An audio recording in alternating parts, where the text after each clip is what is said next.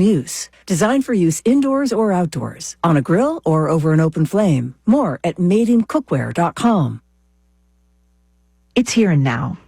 On Monday morning in Hong Kong, Jimmy Lai, a leading Hong Kong pro-democracy supporter and outspoken critic of China, was convicted on national security charges. Lai is a Chinese-born British citizen, and he was the founder of the largest pro-democracy newspaper in Hong Kong, Apple Daily, which was raided and forced to shut down in 2021 under pressure from Chinese authorities.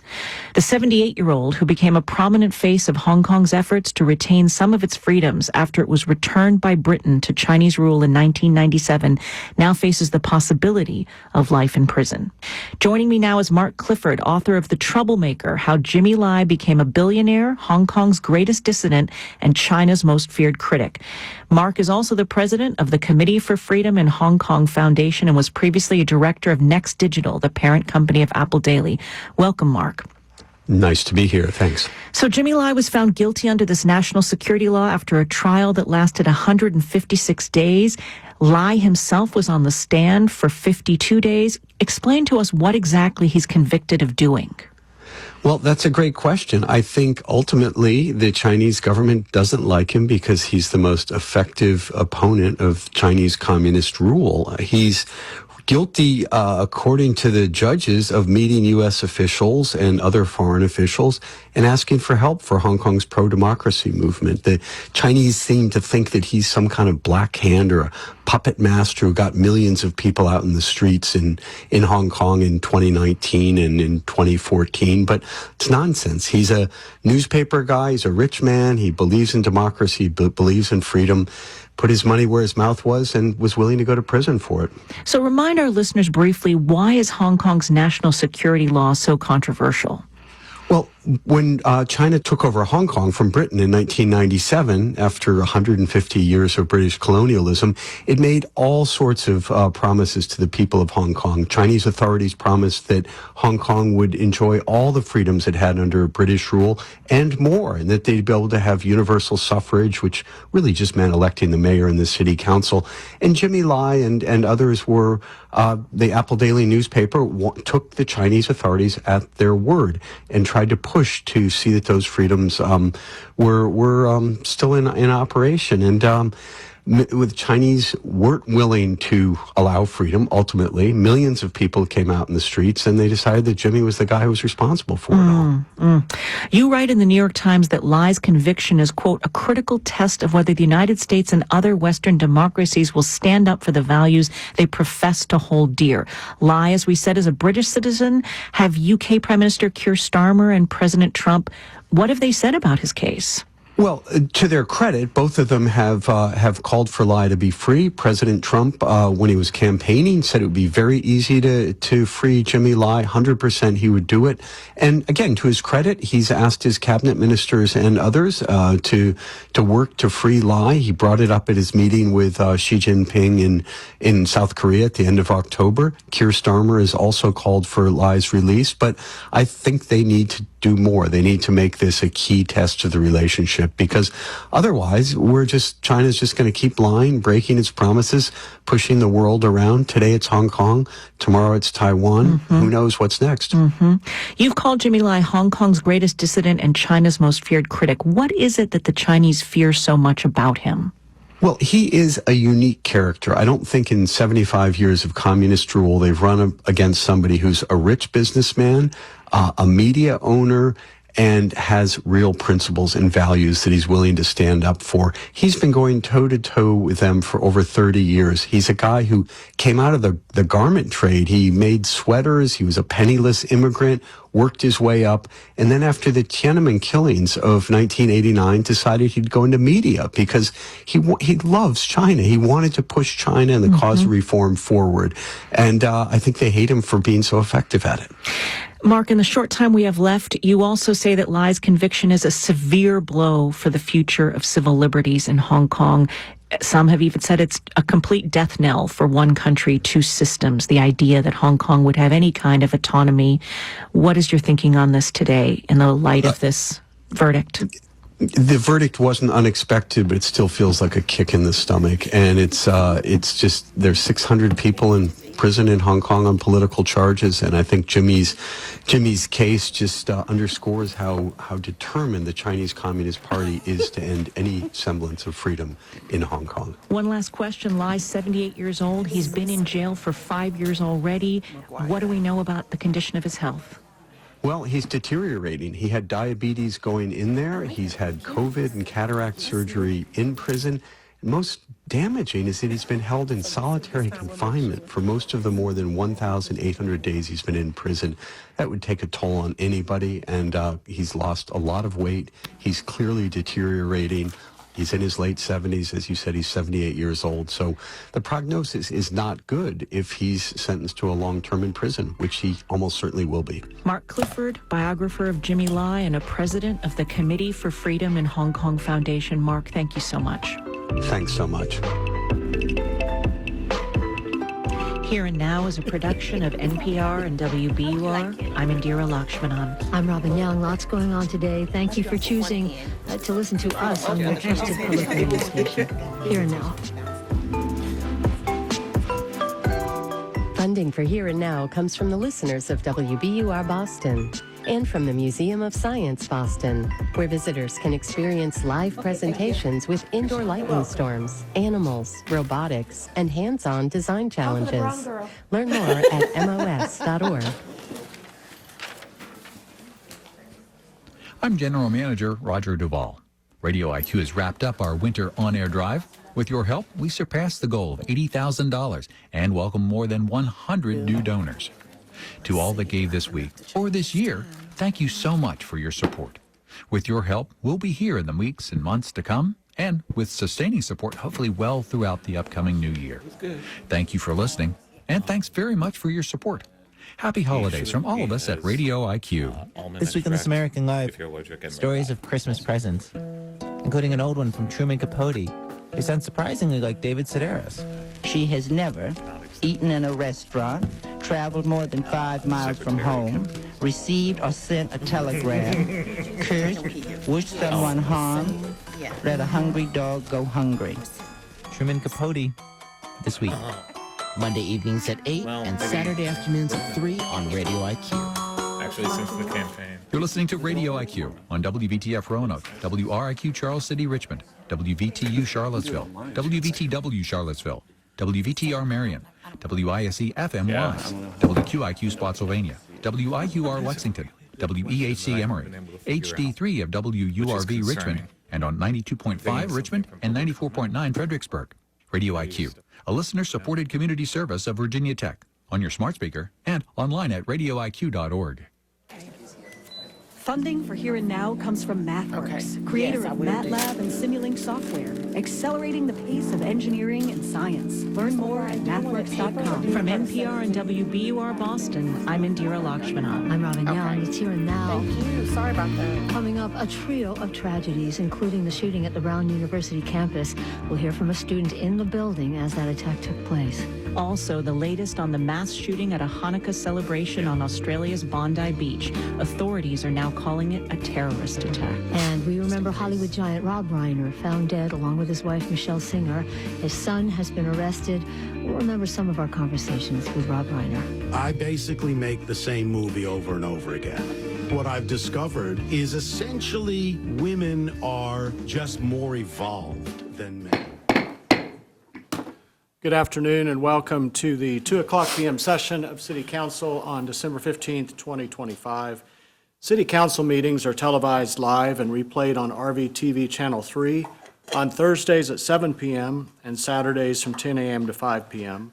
And they're video streamed through YouTube Live at youtube.com/RoanokeVA. Council meetings are offered with closed captioning for the deaf or hard of hearing. This time I'd like to ask our Deputy City Clerk, Ms. Webb, to please call the roll. Mr. Hagan. Here. Ms. Sanchez-Jones. Here. Vice Mayor McGuire. Here. Mr. Nash. Here. Mr. Volleson. Here. Ms. Powers. Here. And Mayor Cobb. Here. And a quorum is present. We're honored today to welcome the Reverend Alexander McPhail, Rector of Christ Episcopal Church, who will lead our invocation, and I will lead our Pledge of Allegiance. And before that, I want to offer a moment of silence, so would you please stand?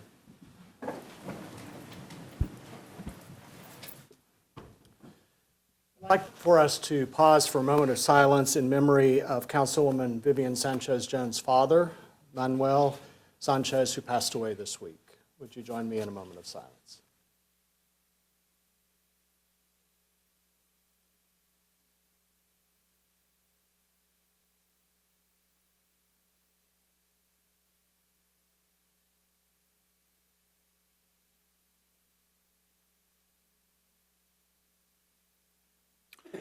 Let us pray. Almighty God, who has given us this good land for our heritage, we humbly beseech you that we may always prove ourselves a people mindful of your favor and glad to do your will. Bless our land with honorable industry and sound learning and pure manners. Save us from violence, discord, and confusion, from pride and arrogance, and from every evil way. Defend our liberties, and fashion into one united people the multitudes brought hither out of many kindreds and tongues. Endue with the spirit of wisdom those to whom in your name we entrust the authority of government, that there may be justice and peace at home, and that through obedience to your law we may show forth your praise among the nations of the earth. In the time of prosperity, fill our hearts with thankfulness, and in the day of trouble, suffer not our trust in you to fail. All which we ask through your holy name. Amen.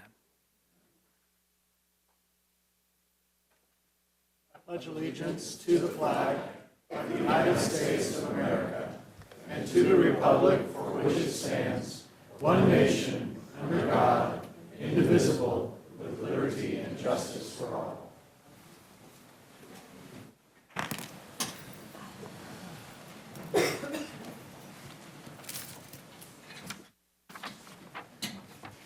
Council of the City of Roanoke is seeking applications for various vacancies on council-appointed authorities, boards, commissions, and committees.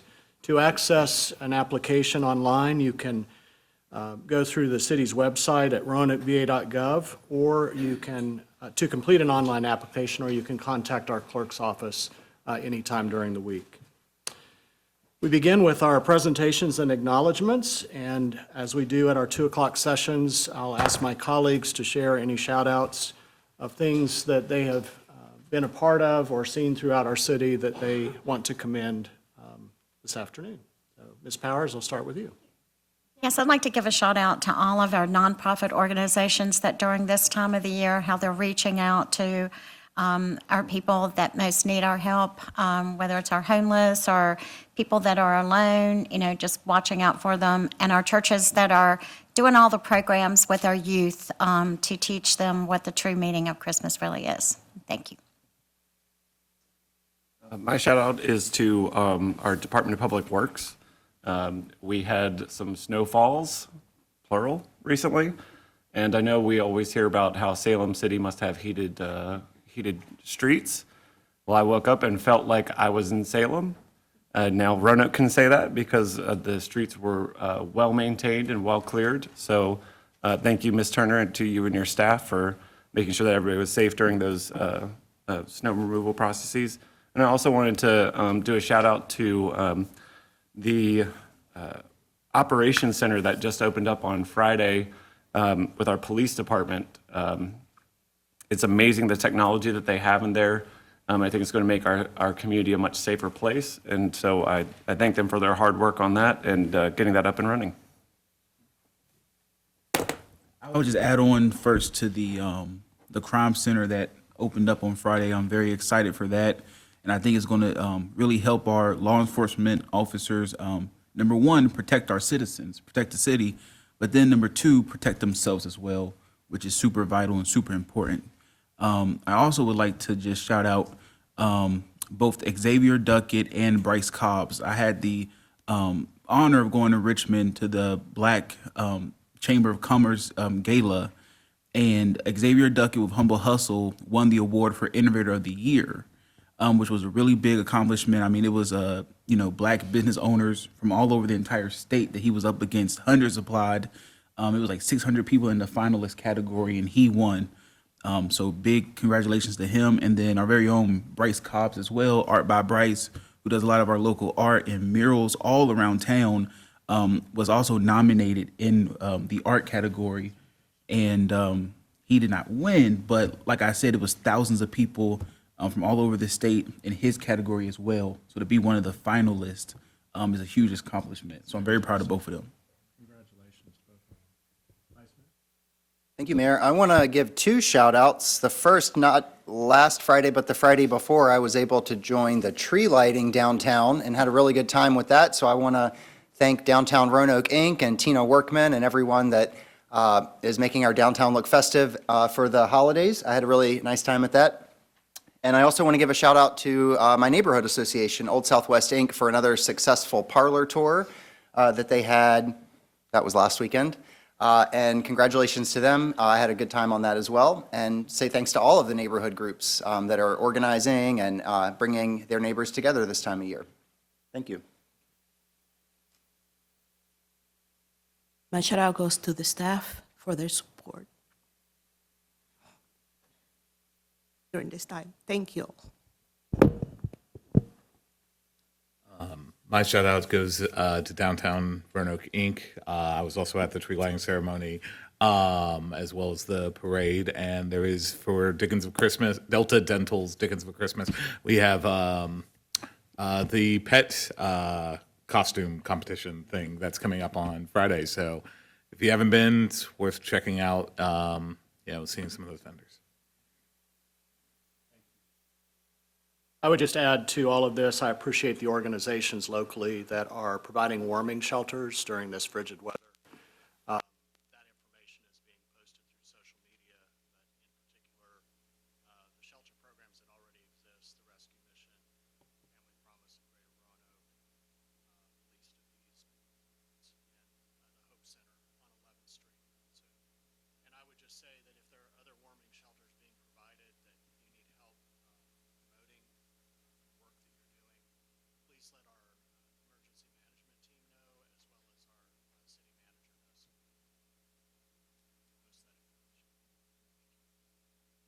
Right, our next item today is the hearing of citizens upon public matters. This is a time we set aside as a priority for all citizens to be heard.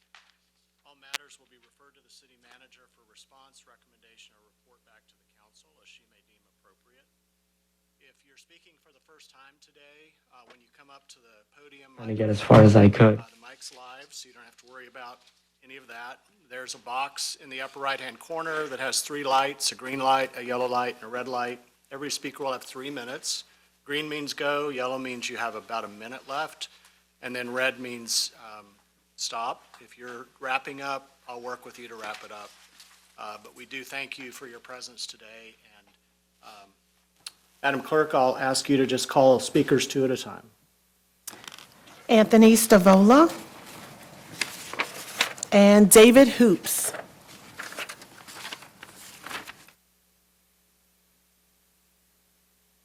Thank you. Welcome, Dr. Stavola. Thank you. Mayor Cobb, council members, City Manager Turner, thank you for the opportunity to speak with you today. You have each previously received a letter with multiple signatures that spoke to concerns about the current status of the zoning amendments and modifications to be obtained for those. At the August council meeting, a proposal was adopted that a subcommittee of the council work with planning staff and obtain input on potential changes to meet some of the concerns expressed. This came after Mr. Hagan had made a motion to repeal the amendments. Preliminary proposals were to be brought back to council at the October meeting as a gesture of good faith and as a means to facilitate discussion. We, who had previously filed a lawsuit, elected not to pursue that so that there could be open and honest discussion. I had the opportunity to meet with Mr. Vollison and Mr. Hagan, and we had a very positive discussion focusing on addressing 3 or 4 major areas of concern and possible approaches to that. We're now 2 months past the time frame given to bring some preliminary proposals back to this body.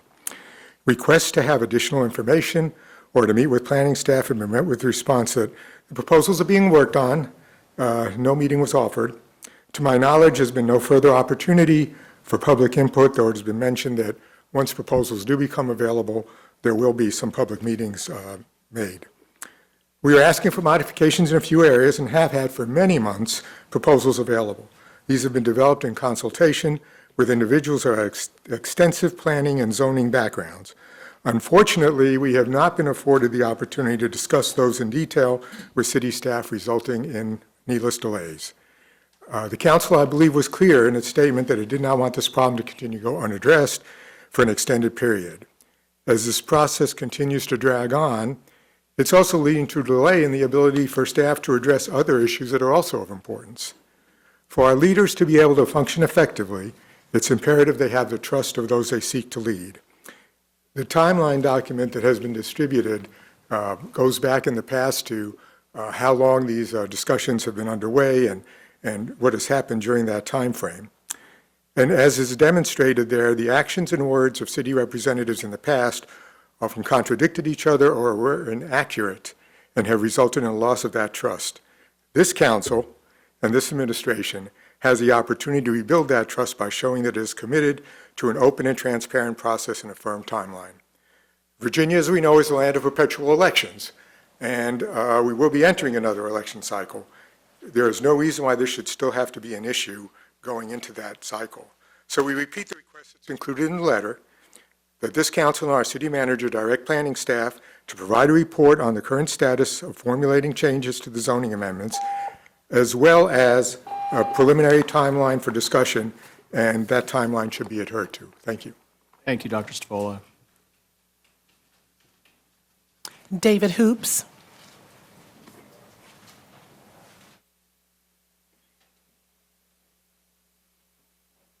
Afternoon, council members, city manager.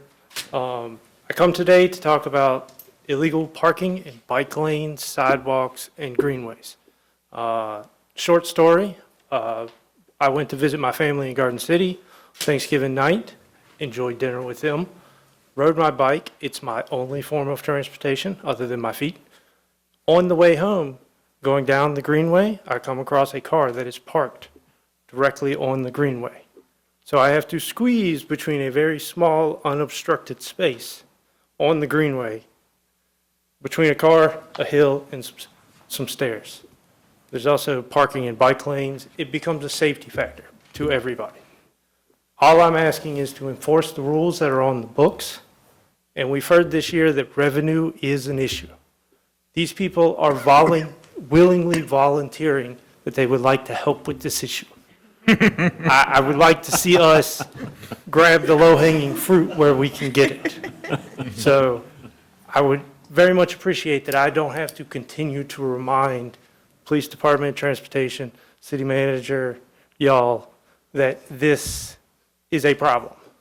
I was here last year at this time, I'm here again, it continues to happen.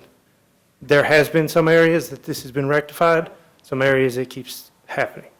Would like to see some movement, better enforcement of what's on the books, and grab the low-hanging fruit for our revenue that the city desperately needs. Thank y'all. Thank you, Mr. Hoops. I appreciate it. Spurgeon Vaughn. And Ralph Smith. Welcome, Mr. Vaughn. Thank you. Appreciate the opportunity to speak to you. We as elected officers of the citizens of this area are to protect and keep our people from loss if we can help it. As I understand, the casino project would, for every $100 million, the owners would get 80 or 94 million, and the town or Roanoke would get 6 million. And I see very little that the community might have an opportunity to gain from such a thing. I do understand that there would be interest in restaurants and motels that would help, but as I look to the community, I see very little for the community. I asked you to, if you will, to take a good look at that. And if you will, I would like for you to turn this project down. And I appreciate the opportunity to talk to you. Thank you very much, sir.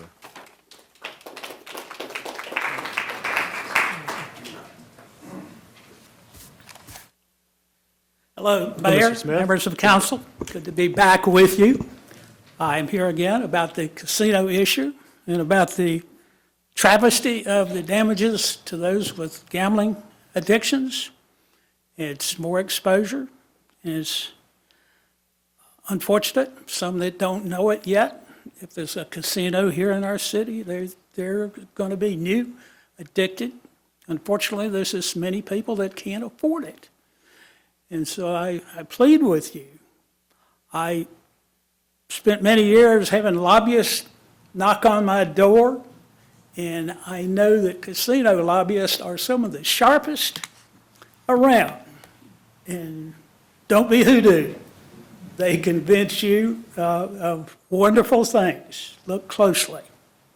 I don't know if I'm violating protocol if I ask everybody in the room who opposes a casino to please stand as you're able. And I say that to those I'm facing as well as those in the audience. And there are many. I thank these for coming out today.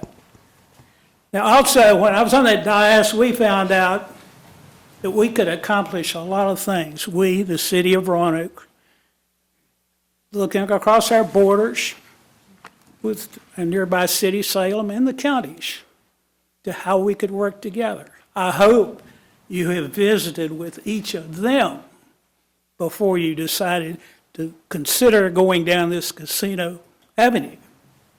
Now, I live about as close to Roanoke as you can be and still be in Botetourt County. But I live in Botetourt County, and I can tell you, Botetourt County doesn't want a casino in Daleville Town Center. Botetourt County doesn't want a casino in Roanoke City. Now, news of big things came about when major company, major industry was coming to Botetourt County. Roanoke City was pretty quick to say, you're going to have to share that revenue with us. I hope you will think about this when you go forward. Thank you for your time. Thank you so much.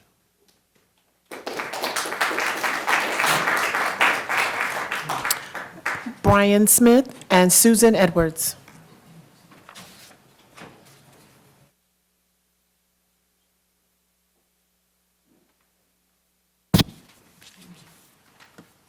Welcome, Dr. Smith.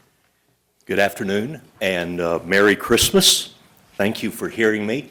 I have given copies of a resolution that I humbly would like to submit to you as a city council for your consideration and hopefully its passage.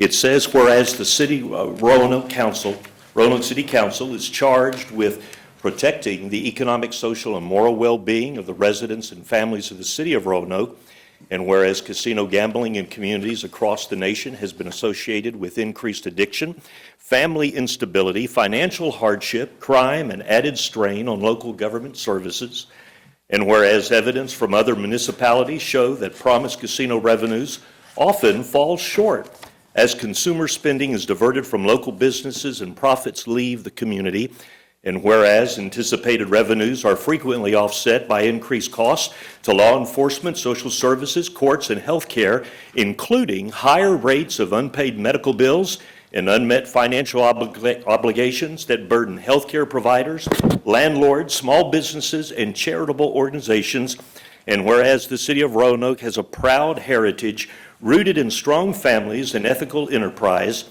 civic responsibility, and community investment, and whereas the council believes Roanoke's future is best served through sustainable economic development, workforce training, tourism, innovation, and support of local businesses rather than industries with long-term social and economic risk, Now therefore be it resolved by the Council of the City of Roanoke, Virginia, that one, that the City Council formally opposes the establishment or operation of a casino or similar gambling enterprise within the City of Roanoke or on property under its jurisdiction.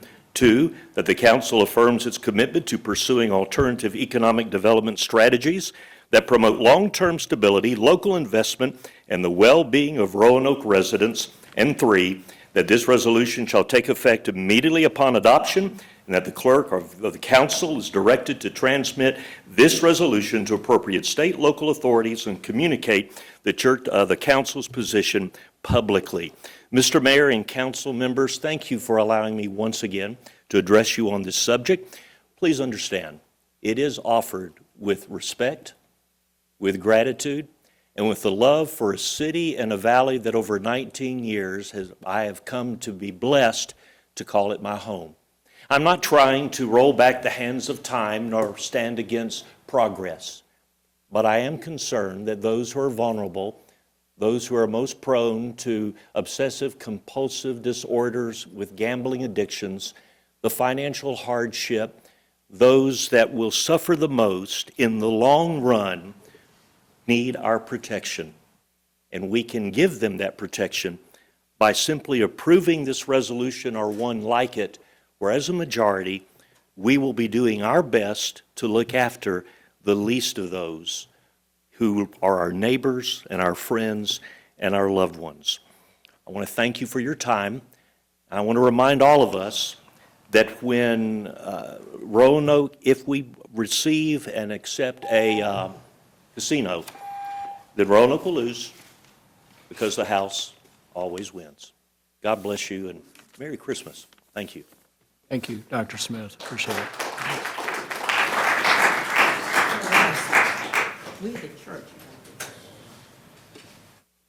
Welcome, Ms. Edwards. Good afternoon, Mayor Cobb, City Council, and our city manager. Thank you for inviting us to speak to you this afternoon. If you look at my address as I filled it out in asking to speak before the board, I live in Craig County. I drove over specifically to address you today. I lived in Roanoke County for over 30 years, and I ask you once again, I was here last month, I ask you again to not pursue a casino in the Roanoke Valley. Last meeting, I brought up that there's another casino, been there quite some time at the Greenbrier Resort in West Virginia, and that facility is underground. I ask that you don't pursue this, don't spend the money and the resources when you're trying to build economic development. Pursue other things. We live in a beautiful area of our nation. We have great traditions. We're getting ready to celebrate the 250th birthday of our country with wonderful history that included the Roanoke Valley. You have this great connection with the biomedical activity with Carilion and Virginia Tech. There are other things to pursue, and there are great people that live in our community. I just want to encourage you to go in a much more positive direction and spend your attention on pursuing other economic development. Thank you all so much, and have a Merry Christmas. Thank you very much.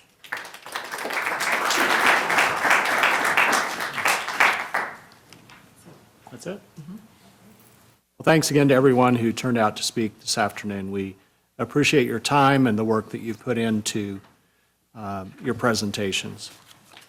We're going to move now to our consent agenda. All matters listed under the consent agenda are considered to be routine by members of the City Council and are enacted by one motion. There will be no separate discussion of the items. However, if discussion is desired, the item can be removed for discussion. Included in the consent agenda are 5 requests for closed meetings, 1 from my office and 4 from the city attorney. The first is to discuss vacancies on certain authorities, boards, commissions, and committees appointed by council. 2 are regarding Well, the second one is possible disposal of publicly owned property in the central part of the city. Third is to consult with legal counsel regarding a certain legal matter concerning the provision of legal advice by the city attorney concerning contract obligations involving a city-owned facility. 4 is to discuss or consider the acquisition of real property for a public purpose in the central part of the city. And 5 is to consult with legal counsel regarding a certain legal matter requiring the provision of legal advice by outside legal counsel involving the legal standards for financing of the schools. I'll entertain a motion and second for the consent agenda. Move the consent agenda. Second. Thank you. Council members Hagan and Nash. Madam Clerk, will you please call the roll? Mr. Hagan. Aye. Ms. Sanchez-Jones.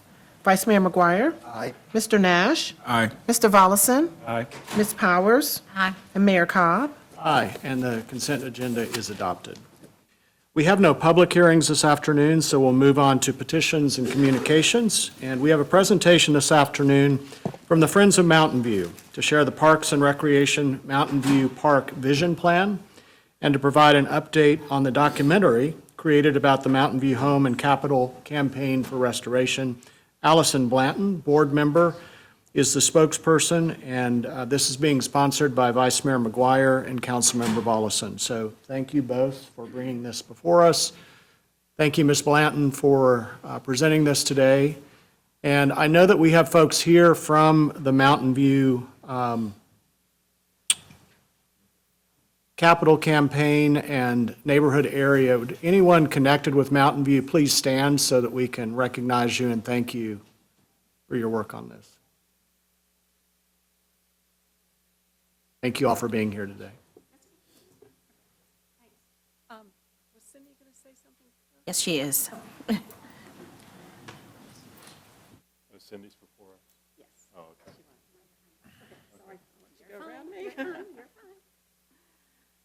It's a beautiful puppy. Welcome, Ms. McFall. Hello.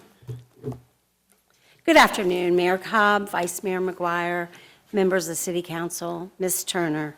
I'm pleased to come before you today to introduce an important partner organization, Friends of Mountain View, which the department has been collaborating with since their inception in 2020. We have members of the, you've already announced the members of the Friends of Mountain View Board, but they are here with us, and we thank them for being here. The Friends of Mountain View were founded to support the Parks and Recreation Department in its efforts to pursue restoration and sustainable ongoing stewardship of one of our most unique assets, the Mountain View Recreation Center, also known as the Fishburne Mansion. This collaborative effort has been focused most recently on the development of a vision plan for the facility to guide future investments and support fundraising efforts. I'd like to introduce Friends of Mountain View member Allison Blanton, who will be sharing more about the Friends of Mountain View and their work, as well as a summary of the vision plan's findings and recommendations for your consideration. Thank you. Allison. Thank you, Ms. McFall. Yep, thank you. Okay, yep, okay, Flora. Y'all can't turn me down for anything with this cute dog, can you? What is your cute dog's name? Flora. Flora. Yes. That's great. Yes, thank you. And we've got Bob Clement also here with me. Welcome, who is Bob. It's another good to see you. board member of the Friends of Mountain View. So thank you all again for letting us make this presentation to let you all know what we've been doing in close partnership with the city. So I don't want to repeat anything Cindy said, but I know she has given you all a staff report that has a little bit more detail, but we'll walk you through who we are and what we've been doing.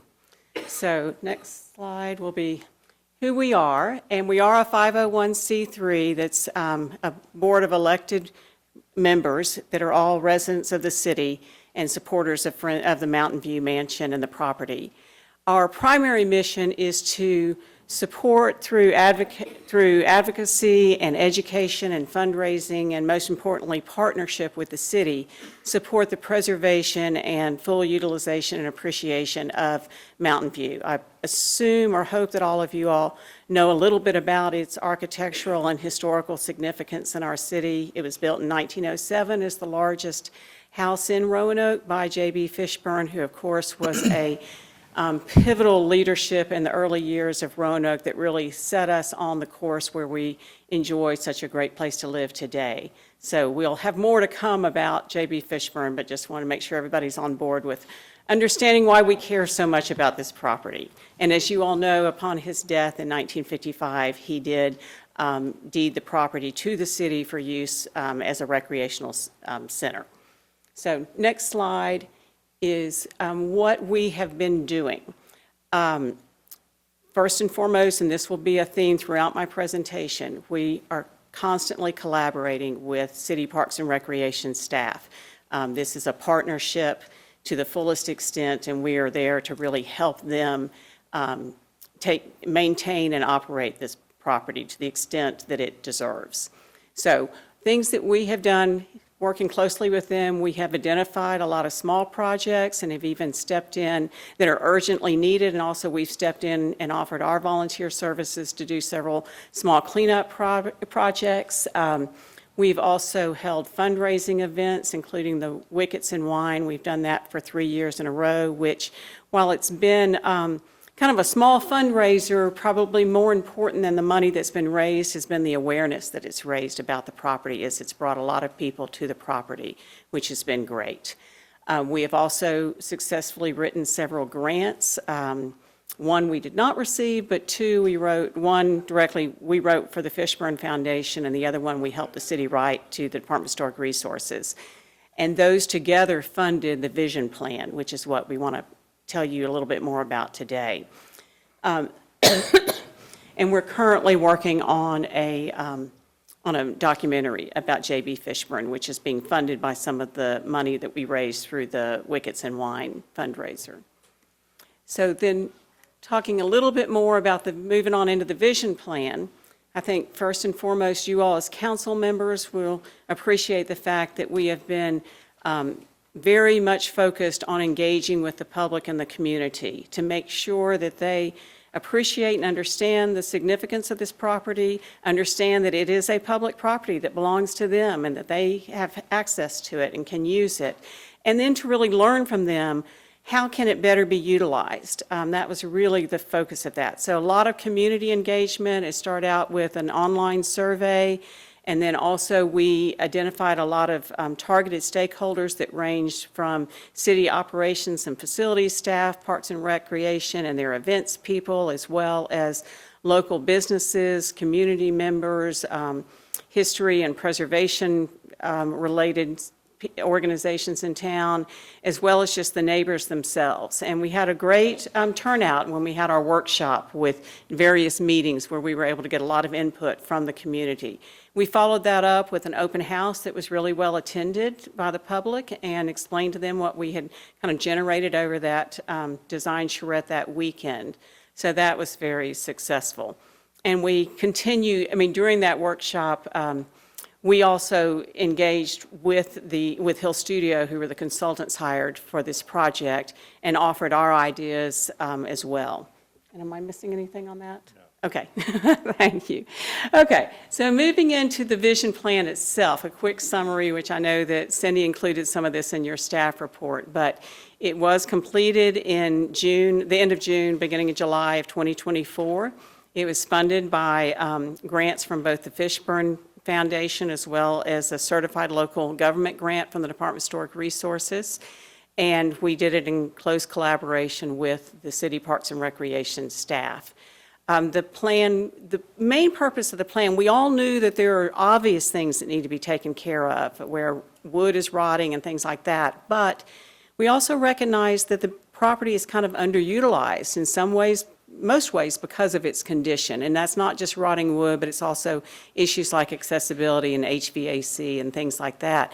And so it's kind of like you can't take care of the obvious things like the rotted wood and things like that without really understanding what is the potential for this property.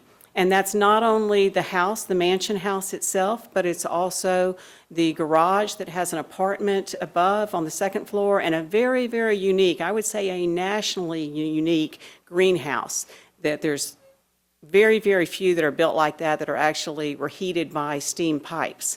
So very, very significant greenhouse there that's also in very deteriorated condition. And then also the servant's cottage, which we talked to the family and have identified that as Bee's cottage. She was probably the most beloved servant of the family, and she used that cottage a lot. And so at their request, we've kind of named it Bee's Cottage. So we addressed all of the buildings on the property as well as the grounds itself. And we're looking to not only assess the conditions, what are the existing conditions, but look at that long-term utilization, really dream what could all this property become, and also identify the urgent needs that need to be taken care of sooner rather than later, or it's just going to cost more, or the building won't be there anymore in terms of the greenhouse, as well as routine maintenance. So really try to set up a plan that addresses all the buildings throughout all time, I mean, now and in the future. And it also, probably most important to you all, had some cost estimates. And I will say the estimates that we had in 2024 were $4.68 million for all the buildings and the grounds. Those numbers are now almost 2 years old. And so we need to and they do not include like A&E fees, soft costs. These are hard construction costs. So I do want you all to realize that the total price tag will probably be more than that. Next slide, talking about the cost estimates, just to break down themselves. It is, as you'll see, the exterior work on the mansion, which is fairly urgent because we're losing really significant architectural pieces such as columns that are supporting porte cocheres that need to stay up. So there are some urgent needs there that are around $500,000. The interior and accessibility line item for the mansion house itself at 2.5, realize that includes an elevator as well as, right now, the upstairs is not air conditioned. So there's really limitations in how this huge house can be used because of not only just accessibility, but also systems and comfort to being able to use the properties. I think they've got window units now for the staff, which is not ideal. Also, the greenhouse and garage and apartment building. And I should mention, what we're really also doing is looking at not just restoring, repairing these, but realizing what can they be used for and how can they expand the programming that the Parks and Recreation is able to provide and get more people and just provide services and event spaces for the people of Roanoke, because it is a unique property and everybody that comes there loves it. And it can really contribute to our quality of life, not only just for the residents right around there, but everybody in the area.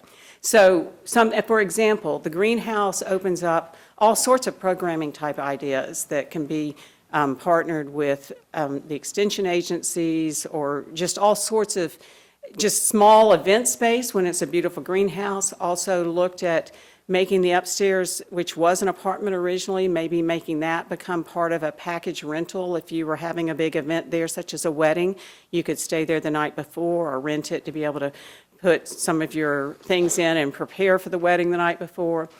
So realize that this is about expanding the utilization of the property as much as repairing much needed things that need to be done, conditions. And then the Bee's Cottage, which has just been used as storage for years, looking at making one of the 2 rooms into public restrooms that would better support the events that are held outdoors, larger events, because right now there's just 2 restrooms inside the main mansion, one of which is accessible, not quite to code, but close to code. Anyway, so and then the other room could be used as support space for events. And then also even looking at the chicken coop, which is out there, which there was a lot of interest in having possibly restrooms that are available just to people during park hours, to people that come and walk their dogs or have picnics or things at the park, making a restroom available without having to go inside the mansion. And then finally, the grounds, and again, that is looking at how to really increase the utilization.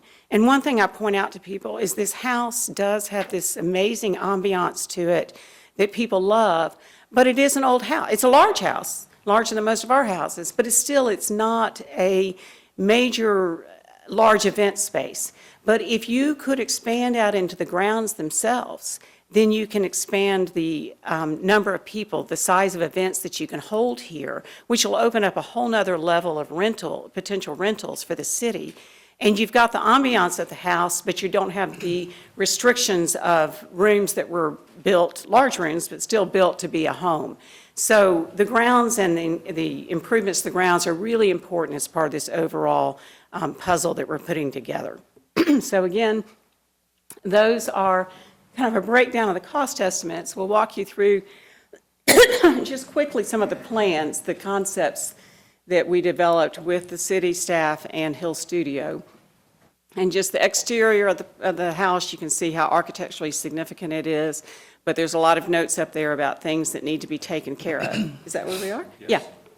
Oh, thank you. Thanks. Y'all are brave to give me water.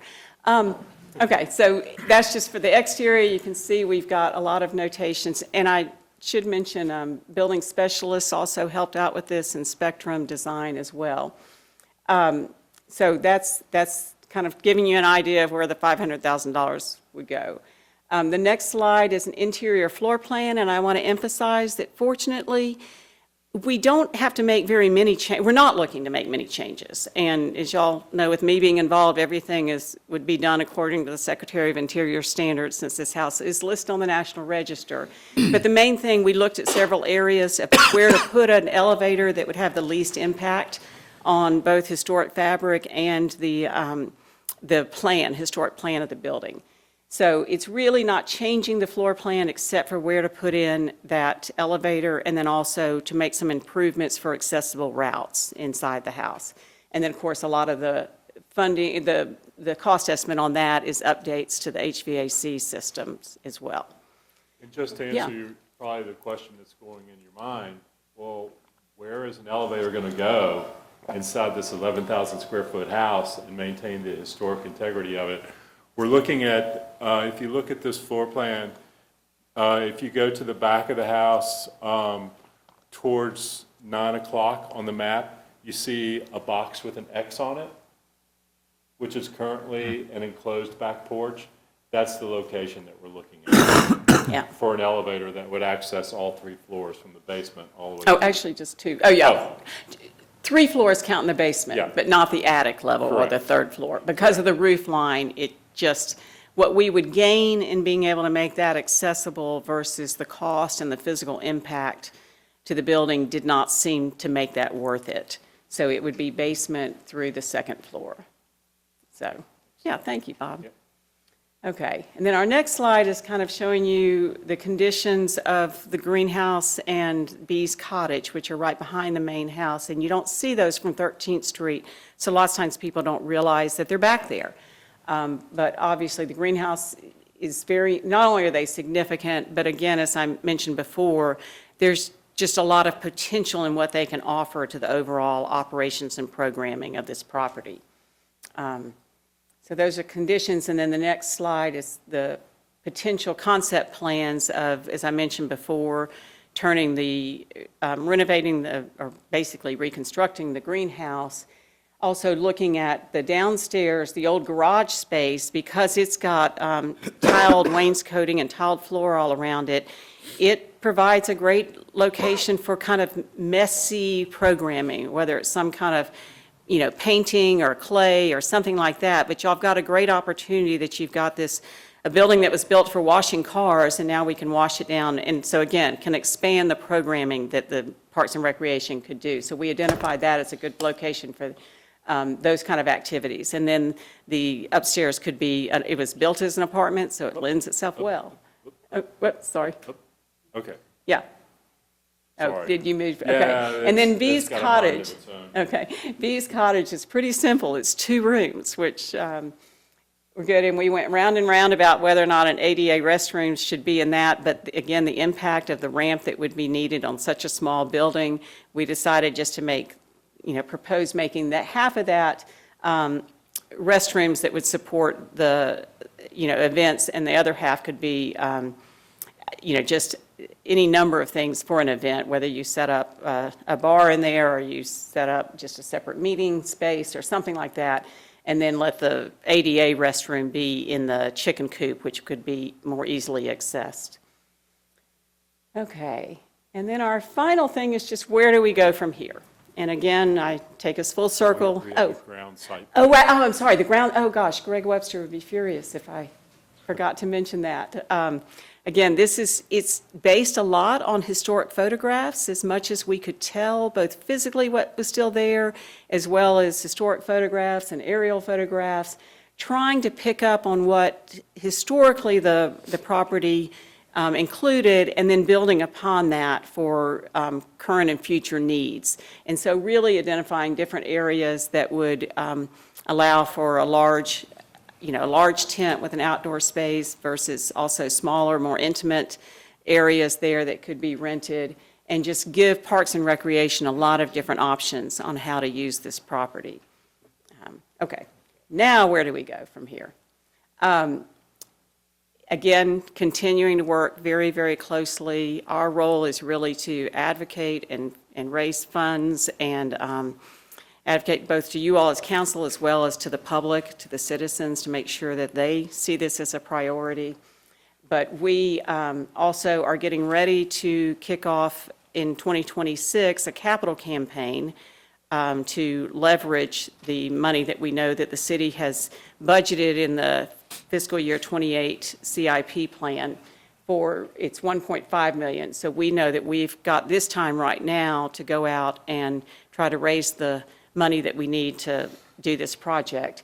I will, and I should have mentioned back in the cost estimates, we've also gone through these very extensive estimates and made them so that we can sort them by any number, by urgency, by scope of work, by scale of funding that's needed, so that when we're looking, and as you'll see up there also, we're really going to be diving into various grants that are available, but to help us easily identify if there's a grant out there for $100,000, it's not for $3 million, but it doesn't mean that we can't identify little chunks of work that could be done in phases. So we do anticipate this will need to be done in phases, and I guess I should just wrap it up by saying we're in partnership with you all to continue with this, and we're doing, I should have mentioned earlier, it was on there, and y'all may have seen it. We have engaged the Fishburne family. We had a very successful holiday party with them last year, and various members flew in from across the United States to come attend it, and they were very, very impressed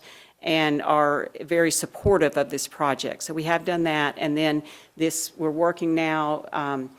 Some of the funds that we raised through the Wickets and Wine have gone to pay for a documentary that we're having a local young woman put together for us, that she's just kind of wrapping it up now, and hope we'll be revealing that in the spring as part of our fundraising campaign. And then I should also say that we have engaged somebody and been through a capital campaign workshop with some of that money that we've raised to create a framework for a capital campaign. So, the main things are to look at grants, at public fundraising, and then also working with the city and the money that's in the CIP budget, and working with staff on how we can accomplish this large project in small pieces as funding becomes available. So, anything else? Do y'all have questions? Thank you, Allison, Yes. and Bob, and Flora. Okay.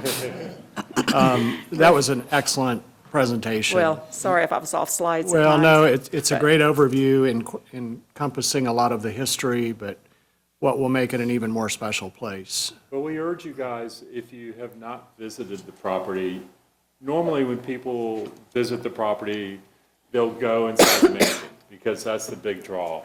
But we certainly urge you guys, if you have some spare time, especially next week when we get back into the 60s again, go out to the property and walk around the exterior and just really and truly take in that architectural beauty of a property that we have sitting in the middle of our city.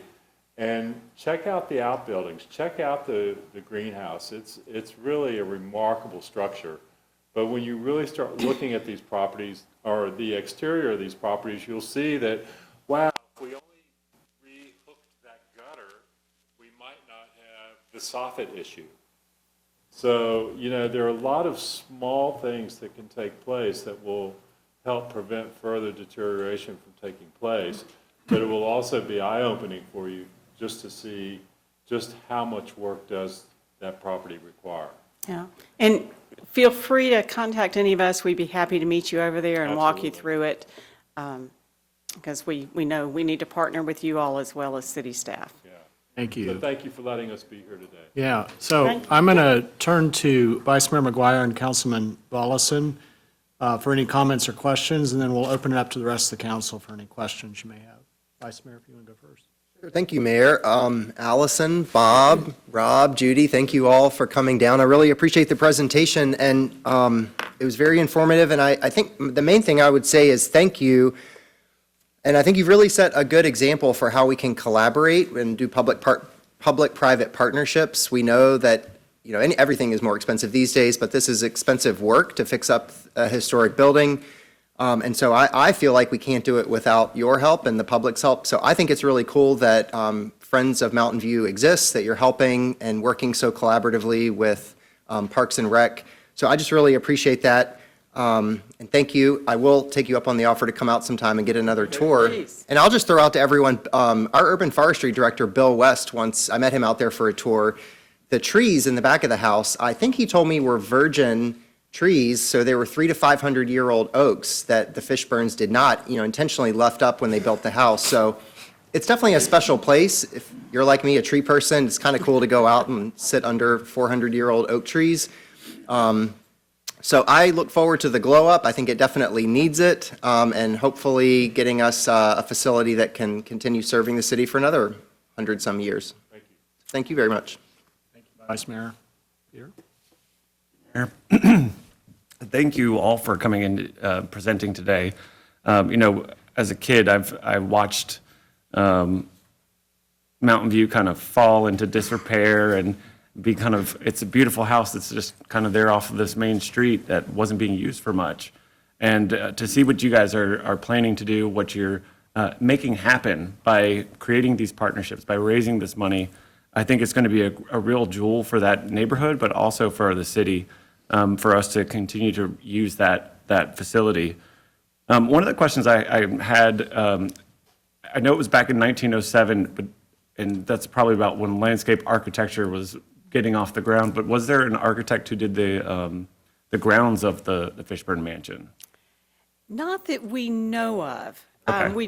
The city has the original drawings by the architect, but no landscape plans. I will say that J.B. Fishburne's son, Parker Fishburne, was an avid gardener. And I think he used the greenhouse. He maybe even there's a national article written about him was it orchids or irises? Irises that he raised or grew there. So some of it may have come from him. I think that's probably the part that I have not seen, is I've always gone, like you said, to the main building and not gone around the actual property. And that can be even more beautiful in the springtime, I'm sure. So, again, I want to thank you guys for coming in, for talking with us, and for letting us know the great progress that you guys have made. And we look forward to working with you all to make this a reality and get the house in its final glow up, as Vice Mayor said. All right, questions from council. Ms. Powers. I want to thank you also, too. Sometimes back, my husband worked part-time for Parks and Rec, worked with Cindy, and he was there at the mansion, and he loved it. So he would come home, and I'd say, well, what'd you do today? And he said, oh, Cindy had me repairing this, or he would repair furniture. But we got a call one day from one of our friends who said that they were cleaning out her grandmother's place, and she said, we've got this old piece of furniture. Tom said, what is it? Well, it ended up being a Victrola that was built the same time as the Fishburne Mansion. And so he said, yes, I want it. He took it, he fixed it all up, and we've donated it to the Fishburne Mansion. So thank you for doing this. We love the Fishburne Mansion, and we do appreciate everything that you're doing. So let us know, whatever I can do to help. We'll be there to help you. Got a couple million? Huh? You know what? If I won the lottery, I definitely will help you. Well, 1.1 now. Please let your husband know that we Oh, we are he's aware already of all said that he's that. done. He's and already said if he came into a lot of money, the first thing he'd do was donate it to fix up the Fishburne Mansion. Well, we appreciate that. Thank you. Other council members? Mr. Hagan? So thank you all for presenting. I would love to take you all up on that tour. So please. yes. We will make that happen. Yeah, appreciate that. Reaching out to you and making arrangements. Once the weather kind of breaks. Yes. It's not 15 degrees and windy. But yeah, we will definitely reach out to you guys and ladies to arrange that. Yeah, we'd be happy to do that. Thank you. Thank you. Yeah, Mr. Nash. What history do we know about B? Like, who was she and what did she do? And We're working with the family, and Judy, you may know more about B. She was the cook, B. Jones. And part of our plan would be, it's not necessarily in this, but I probably know of an organization in town that might partner with them to do an interpretive sign. So that would be, we definitely want to tell that story because it's part of the history, and it's something that people need to know about, not only the Fishburnes, but the servants that supported them and their home, because that was a big part of that house. And I think Mary Louise Kegley, who I guess is the great-granddaughter, yes. Is that right? Yes, great-granddaughter of J.B. Fishburne. She's on our board, and she's been working with the family and trying to pull together photographs, along with Judy, who's kind of our resident historian and volunteer extraordinaire, to really be able to tell that story. And I even think that the Craigheads, is that their names? That were the chauffeur and his wife that lived in the apartment, we've even made contact with a descendant of theirs. so there was B, and then there was a cook and a driver that lived on the property for the family. Yes. Oh, okay. Yeah, and actually B didn't live on the property, but she stayed there when there were she was there working every day, but when there were large events, she stayed in that house. Stayed in that cottage. Okay. But it wasn't that, she didn't live there full time. Cool. Thank you for the information. I always think it's important, I feel like there's always multiple histories and timelines, and, you have folks that are living in the nice, luxurious house, right? And then, you have other people's stories who are just as important and people who really did the work to keep that house maintained, keep the lawn looking good. We don't know fully, the full scope of it, but I always tell people that there's multiple histories that we can't forget. And we have to do our best to try to write down and record all the perspectives of history too, because everyone's perspective of history is different. Oh, So yeah. thank you. And that was, finding a place for the elevator really was driven by that, because one obvious place was the butler's pantry area, and we said, no, we want to be able to interpret how this house was operated, because they were the people that really kept it running. And then we also learned, if you're ever in the house, the ADA restroom that's at the very back behind the kitchen, that was originally the servants' dining room. And we didn't know that until we started really digging into the plans and everything, and we want to be able to interpret that as well. We Thank you all actually for that. named the structure Bee's Cottage because it didn't have a name. And so as we started delving into this, it was like, well, let's do this to the outbuilding. Well, which outbuilding? The chicken coop, the carriage house, the green, so we intentionally called it Bee's Cottage just to recognize her importance to the property and the family. Yeah, and that was kind of at the request of the family, Yeah. with their permission and support. So, Thank you all. Pretty good, pretty cool Okay. stuff. well, thank you all Thank you all again for- for your support, and we look forward Jay. to touring you around the property. And thanks to Cindy for. Thank you. Stand behind you.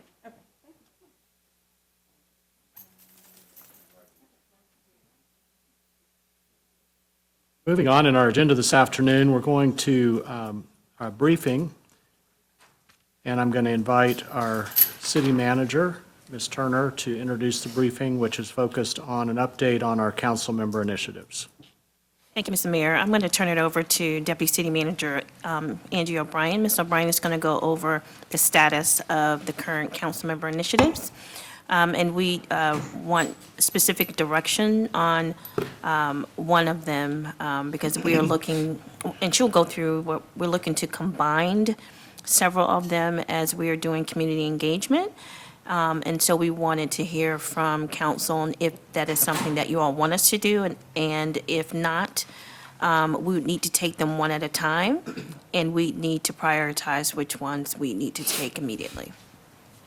Thank you, Ms. Turner. And before I get started, I do want to make sure what I am presenting to you all today is just the recommendation. And as she said, we welcome your feedback at the end of the presentation. So thank you. Good afternoon, Mayor, Vice Mayor, and members of City Council. I'm here to provide an update on several council member initiatives underway in the city of Roanoke. Today's briefing will cover 5 initiatives. The Hope and Home Task Force focused on the homelessness and unhoused solutions, updates to the city zoning code, including a combined council member initiative such as the vape ordinance, the study of adopted zoning reforms to expand housing options, and Evans Spring updates, and the Virginia Recreational Facilities Authority Modernization Initiative to enhance regional recreational assets. And I'll provide an overview of where each initiative is, its timelines, and its anticipated community impacts. Last council meeting, community engagement was able to provide a video update on the Hope and Home Task Force, but just to encapsulate that report into this one, I'm going to give another brief update on the Hope and Home Task Force. This is a volunteer group convened by the mayor and supported by this council. It brings together residents, businesses, and nonprofit partners and people with lived experience working alongside researchers from Virginia Tech. Their charge is to develop practical, data-informed recommendations in addressing homelessness in a cohesive, comprehensive, and realistic way. The group is on an accelerated schedule, aiming to deliver its final recommendations to you, the council, in August of 2026. Since the kickoff meeting on September 17th, the task force has been working through 4 subgroups, each focused on different dimensions of our homelessness response. They are currently mapping what we already know as a community and determining the additional data and insight needed. A number of cross-cutting themes are already emerging, including shortages in affordable housing, behavioral health challenges, and limits on shelter and day service, transportation barriers, and the ongoing concerns raised by our businesses and our neighborhoods. These themes are going to guide the next phase of their work. The task force asked for a faster process than what was initially recommended. And the city and Virginia Tech have developed a 12-month plan. Subgroups will finalize their initial assessments by the end of December. Draft recommendations that will be developed and refined in early 2026, followed by community input in April and May. After revisions and a vote in July, the final set of endorsed recommendations will be delivered to council in August of 2026. The next phase includes deeper discovery by the subgroups and support from Virginia Tech on the best practices in research. Public engagement opportunities will begin this spring.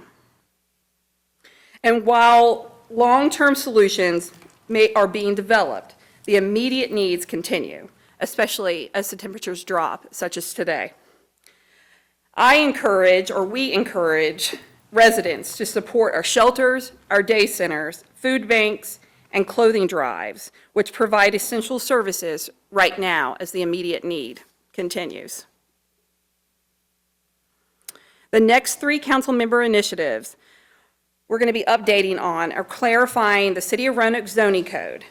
This effort combines 3 related projects, and again, as Ms. Turner acknowledged, we're hoping to be able to encapsulate these 3. However, that will be what we'll gather your feedback on.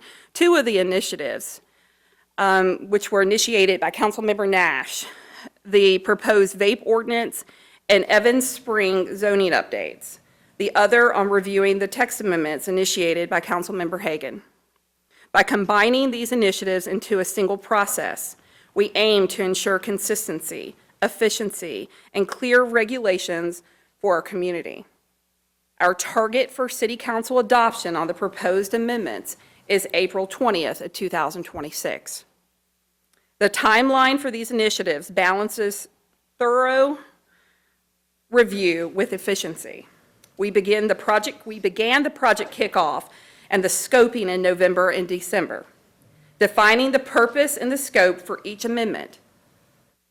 Research and drafting of the proposed text amendments will occur through January of 2026.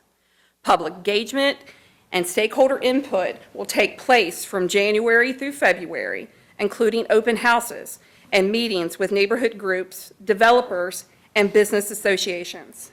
Staff will then brief the Planning Commission and City Council in February and or March, leading up to the City Council adoption scheduled for April. After adoption, or if adoption, we will implement these changes, update the online zoning code, and notify stakeholders while training staff on these updates. The next steps include research and drafting, conducting public engagement, and incorporating stakeholder input. Staff will prepare the Planning Commission and City Council briefings and hearings to ensure the amendments are clear, actionable, and responsive to community needs. While we are moving as quickly as possible, it is important to remember that these are special projects with staffing limitations. Balancing speed with efficiency ensures we produce high-quality, well-considered zoning updates that will serve the city effectively. In summary, this coordinated approach allows us to efficiently advance multiple initiatives while ensuring thorough review, public input, and successful adoption by City Council. These council member initiatives are special projects, again, outside the normal day-to-day work of our planning department. They were created to provide an avenue for staff to address specific council member concerns. Currently, the planning department is about 10 positions down, and we are currently working very hard to fill those vacancies. Last week, we were able to make an offer. However, I'm not sure at this point if that has been accepted. We do not have the capacity to really run separate processes for each initiative. So by combining these three, we can maintain quality, coordination, and make efficient use of our limited staffing while still moving these projects forward. The last initiative I'm providing an update on is initiated by Councilmember Volosson. This initiative focuses on modernizing the Virginia Recreational Facilities Authority, or the VRFA, which I'll refer to ongoing, to manage and to fund key recreational assets. These include the Roanoke River Greenway, Carvin's Cove, Mill Mountain Park, and River's Edge. The goal is to create a sustainable, long-term approach to maintain and improve these facilities for both residents and our visitors. The initiative is designed to tackle long-standing funding gaps and operational challenges. By modernizing the VRFA, the city and regional partners can secure long-term funding, improve access and quality of recreational facilities, and strengthen the Roanoke Valley's competitiveness in attracting visitors, hosting events, and supporting economic development. Work on this initiative will begin soon. Staff will develop an administrative plan for interim management and draft a proposed organizational structure. The regional funding strategy will be developed, and discussions will be initiated with Roanoke County, Salem, and Vinton. Once these steps are complete, the VRFA board will review and vote on the proposed changes, and the bylaws and the policies will be updated if approved. This initiative will have broad benefits for the community. Residents will enjoy improved and more accessible recreational opportunities, while visitors and businesses benefit from enhanced tourism. Funding for these improvements is designed to primarily come from outside travelers and tourism-related to sources, reducing the burden on the city's budget and ensuring long-term sustainability. In closing, these council member initiatives represent focused efforts on improving housing, development, and recreational opportunities for the city of Roanoke. Timelines for key deliverables are set, with the Hope and Home Task Force again making recommendations this summer, zoning updates in April, and the VRFA work commencing shortly. Community engagement and input will continue to be an important part of each of these initiatives. So thank you. I want to open it up to any questions that you may have that myself or the city manager or maybe Deputy City Manager Roman would be able to help answer. Thank you, Ms. O'Brien, for that really great update and overview. I think you've conveyed to us the challenges of all of these initiatives are important and have their own merit. We're also cognizant of challenges we have with enough personnel to address this in addition to their daily work. So I think you've brought to us a really helpful approach. But I want to open it up to council for initial feedback and questions as we move forward. Mr. Nash. Thank you for your time, and thank you for that presentation. And my only comment or sentiment is, you know, I understand the grouping for the rezoning for Evans Spring, but the one that I have to just say that I do feel some sort of way about is the vape shop initiative. That is something that I first engaged with staff about in January. One of my first meetings was about that. I followed it up again later in spring for a status on it. It was getting worked on. Then it wasn't. I did the CMI, and now it is getting worked on. I've been thankful to work with and have a few meetings with Miss Jillian and David. David Collins from the city attorney's office. But I just feel that I hear and I am very sympathetic to the short-staffedness within the department, which is why I think that for the vape shop initiative, with it being a issue that isn't controversial unless you're a vape shop owner that likes to sell kratom and other dangerous substances that are highly addictive and damaging to our youth in a predatory way, I've not heard anyone come out negatively and speak against, but instead I've heard people come out in full support of something that cracks down on these vape shops, the hemp stores that don't function properly under the Virginia Department of Agricultural's regulation for hemp stores. And so I would just ask and would love to hear my colleagues' opinions on, we've done other zoning changes where we did not go through a long, lengthy public engagement process. I don't know what the legal standing is. I don't know if there's a legal reason why the vape shop initiative has to go through this, like a public engagement process like the mass rezoning or like Evans Springs, which is something that, in my mind, like those are two very big, very important, very community changing things. To me, the vape shop initiative is important, absolutely, but it's not to the same scale of the other two.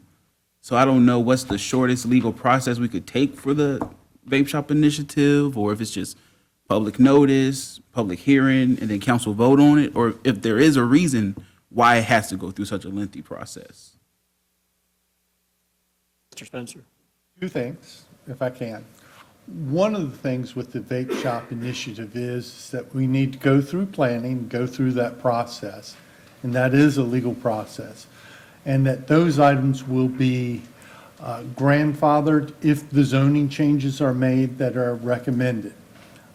We're looking to do that. I've talked to staff on that, and I think that is in the works. in the next round of text amendments, which are coming up as part of it. One of the most unique things that I've heard, and I think has a great deal of promise as part of council's legislative agenda, and that is, I understand that vaping or vape products are not taxed the same as cigarettes. Preliminarily, there's been positive feedback. That's going to require the General Assembly. And our office, I know, is willing to work with anyone to ensure that that happens. And my sense is that a majority of council has received that well, shall I say, that idea. And we believe that there is a local legislator who would be willing to sponsor that legislation. So there are things that are ongoing that are other than the presentation that Ms. O'Brien gave, that are still in the works and moving forward. I hope that's of help. We work with staff to try to move this as quickly as possible. Yeah. Can I ask one follow-up? Oh, no, you can go ahead, Evelyn. Yeah, go ahead, Faison, while we're on this. So I guess my primary question was, because the taxation of these products is outside the scope of what the initiative was originally, I mean, it's a great compliment, don't get me wrong, I would love for that to happen, absolutely.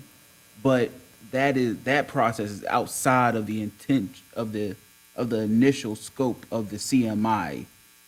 So I don't want anything that's not within the scope of the CMI to bog down the process for I don't believe it the would. CMI. It's something that came up that another council member brought up, and I believe they've spoken with you about it to see if that should support, just to give another tool in the toolbox, if you will, how to combat and make sure that we promote the safety of our youth within the city as it pertains to vaping. So what, after the drafting of, working with planning, we have the draft, what is the timeline what's the legal process to get that implemented as quickly as possible? Like the point in the question I was trying to ask. Okay, what we'll do on that, initially, we would like to come back, get a resolution to say, hey, we'd like these changes, send it to the Planning Commission, advertise the public hearing, Planning Commission votes on that, and then it comes back before council for final consideration. That process should, if we moved it today, should be able to be done within the next 3 months. And I would move it as fast as possible, because I would love to see that beat my retirement.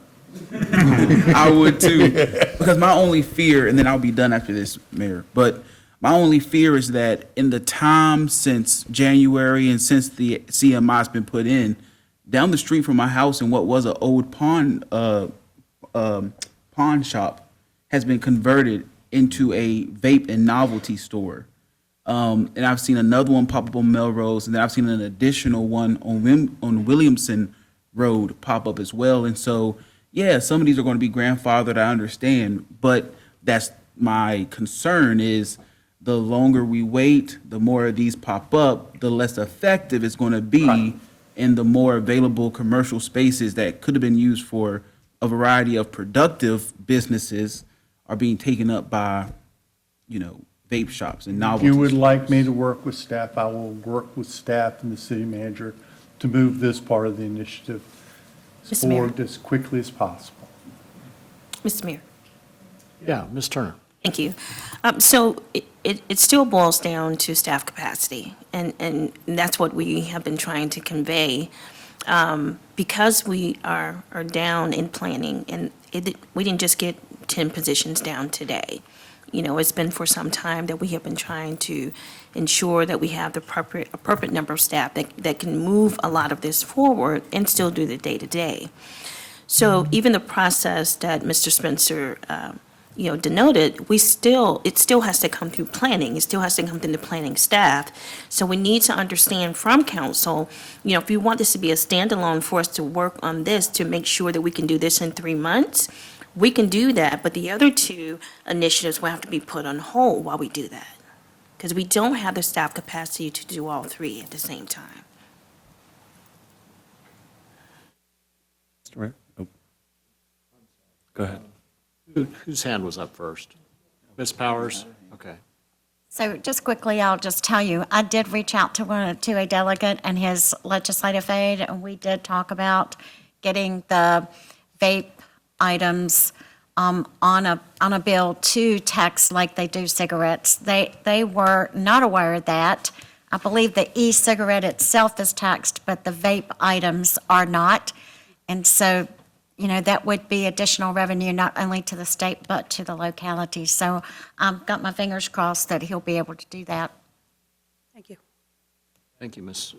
Powers. Mr. Volleson, and then we'll go over here to Mr. Hagan. So I just wanted to comment on, even with Mr. Spencer, if we were to push this under him, he even said that would be a 3-month process. So we're only looking at a month difference here, because we're looking at an August 20 council resolution for the zoning amendments. So you're really, I think, given where our planning department is, that this is a wise way of doing it and opening the zoning amendments for all of these different things and doing it as once. I think that's why we did the zoning amendments the way we did. We didn't want to do it piecemeal and doing each thing. We did it all at once, so that everybody could see what everything was happening, and you also had a more effective use of staff time and resources. And that's why I don't think there's going to be an issue with getting that past the finish line. And I understand why you're feeling rushed by it because of what's being, the ones that are coming up, that are popping up. So I totally get it. But I also, 10 planners is a lot of people. 10 staff members, I don't know if they're all planners, but 10 staff members is a lot of people. And I just think that it's wise for us to stay with this route of putting those 3 together, just because they're all have to do with zoning amendments and the planning department. And that's where I think we should go with this. Thank you. Mr. Hagan. So I have a slightly procedural question that might kind of spiral. So when when the Evans Springs vote was to incorporate the recommendations of the consultants into the master plan, so this would have been before I was on council, this would have been in, I think, 24, right? Did that touch the zoning amendments, or is it just an incorporation of the master plan? The incorporation of a master plan, which is different than text amendments. Okay. But it went through a very similar process. Yeah, okay, that's what I had the question about. There was public engagement as well as I'm aware. Public hearing. Yeah, the only reason why I bring that up is that it wouldn't necessarily touch the zoning code, so but I will defer to, obviously, experts on this. I am not one. It's just about the planning department. They would still be the group that would need to do the work. Okay, that was my question. I understand the constraints of staffing. I'm okay with April as much as long as this has gone on, as many people know. That's it. That's all I got.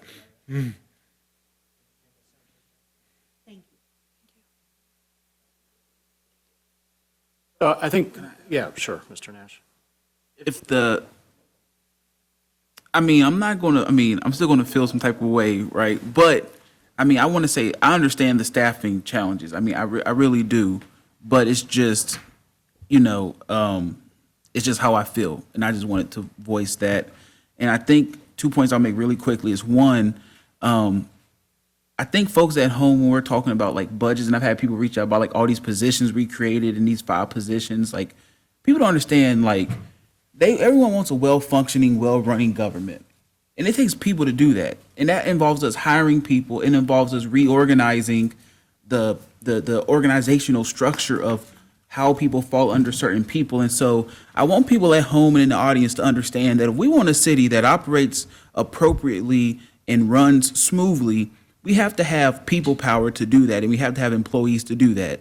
And then the last thing I will end on is, I don't want to bog down Evans Springs or the zoning amendment changes. We just had citizens come out today and speak. about, how long they've been waiting. So I don't want to bog or, pause any of that work. So if April 20th is the day we're looking at to have all three of these, or one of these come before us, then so be it. But I just wanted to share my sentiments. Thank you.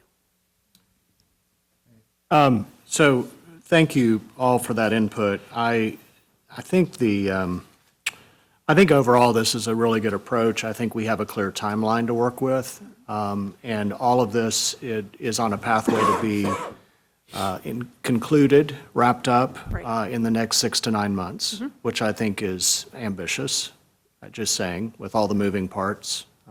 Having seen this work for 8 years now, I appreciate ambition, so that's good.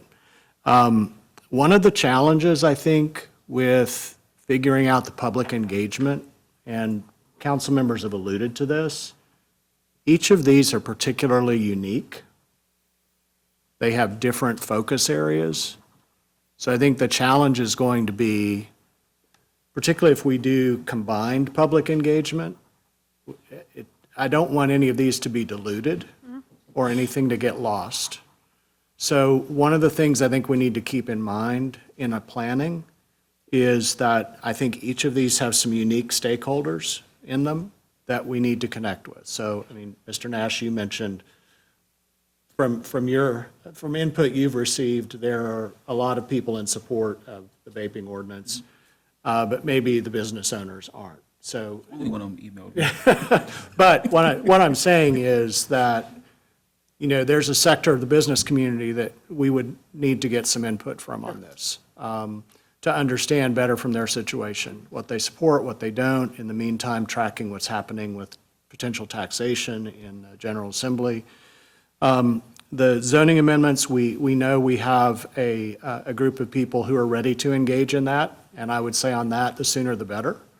They've been very patient, and I think we've been working hard at this. I appreciate Council Members Volleson and Hagan on moving forward with that, but the last thing we want to hear is that nobody sat down to talk with us. Sure. So I think that's what we want to move forward quickly on. And then on Evans Spring, it's an opportunity to evaluate the plan that was adopted, to have some community engagement. Again, those are three very unique things. So I would just encourage, if we keep those as part of the whole in a path forward, that we figure out who the key stakeholders are that we can have conversations with, and not just try and, well, I'll just say that. Unique stakeholders, collective stakeholders. I think we just have to keep an eye on that. I want to commend the Hope and Home Task Force. I mean, the second meeting in, they said, we want to do this quicker. And so they, on their own accord, have moved things up more quickly. So I think I'm excited about that. And then, the movement on the VRFA authority. So I think what would be helpful is, I appreciate this update. I think it would be helpful, at least on a monthly basis, to come back to us and share how that's going.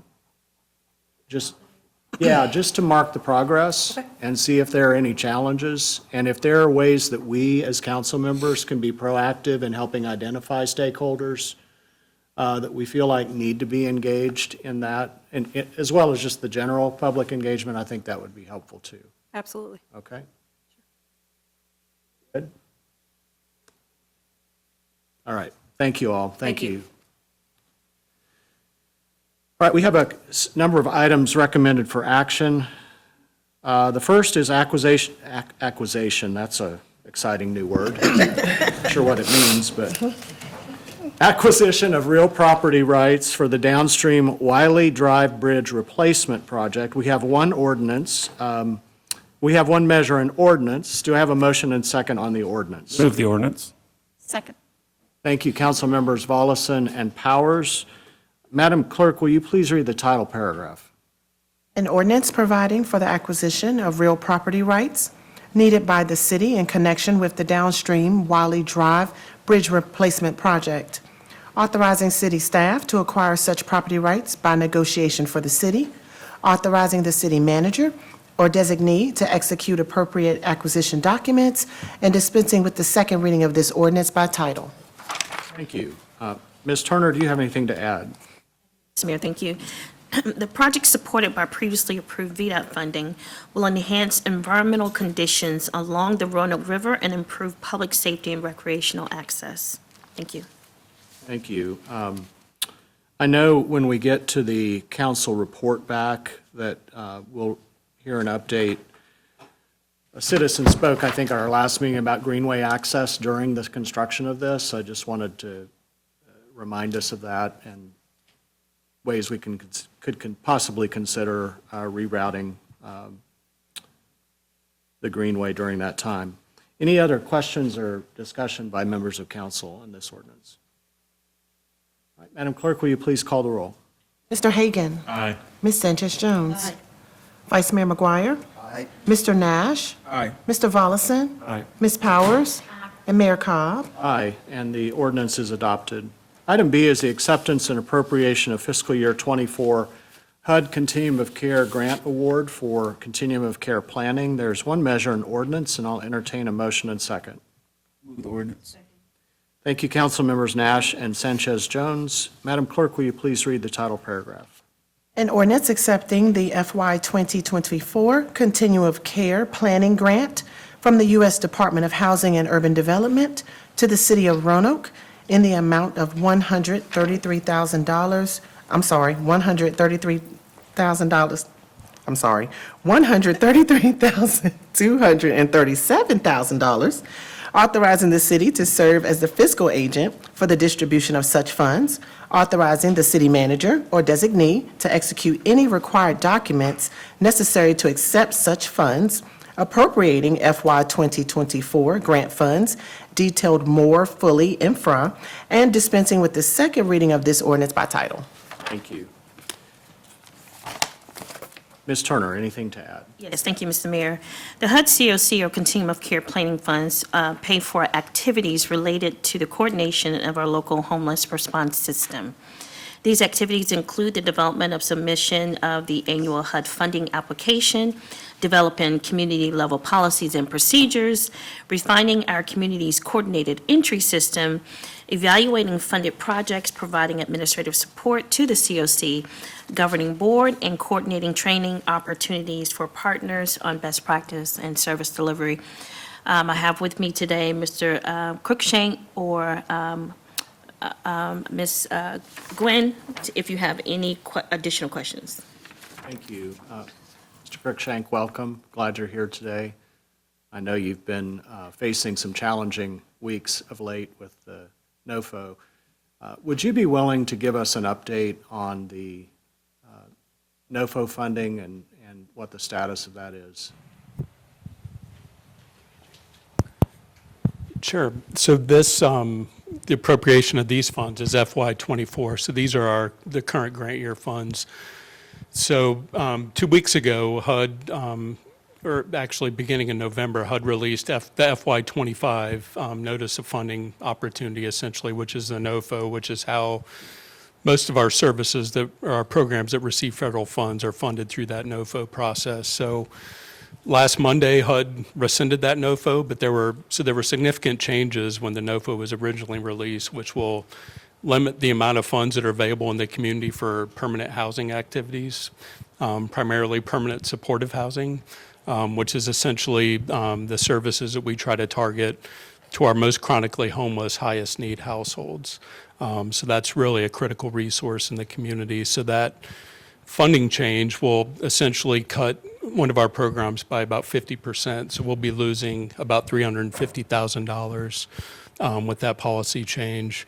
With the NOFO rescission, HUD's making some adjustments to that NOFO. We don't know yet what those adjustments are going to be, but we're assuming that policy change that limits permanent housing funding is going to be in the revised NOFO when that's released. So next year, when those funds hit the community, we'll have a reduction in that permanent housing money, which will have a big impact. Thank you for that extra explanation, but I think it's important for us to understand some of the funding that's very vulnerable right now for some of the most vulnerable people in our community. So I'm glad we are at least receiving this grant award and can vote to adopt it today. Any other discussion or questions by council? Ms. Powers? Question, does that funding reduction have anything, does it cut the organization Renovation Alliance? No, Renovation Alliance doesn't receive any COC funding. That program would be Commonwealth Catholic Charities as a grantee for our permanent supportive housing money that will be cut. Yep. Thank you. Sure. Other questions? Ms. Sanchez-Jones? Hi, how you doing? My question is, did you get grants from the local churches? Do they help out? We do. We receive monthly allotments from funds from about 12 local churches that help fill service gaps with our homelessness prevention dollars.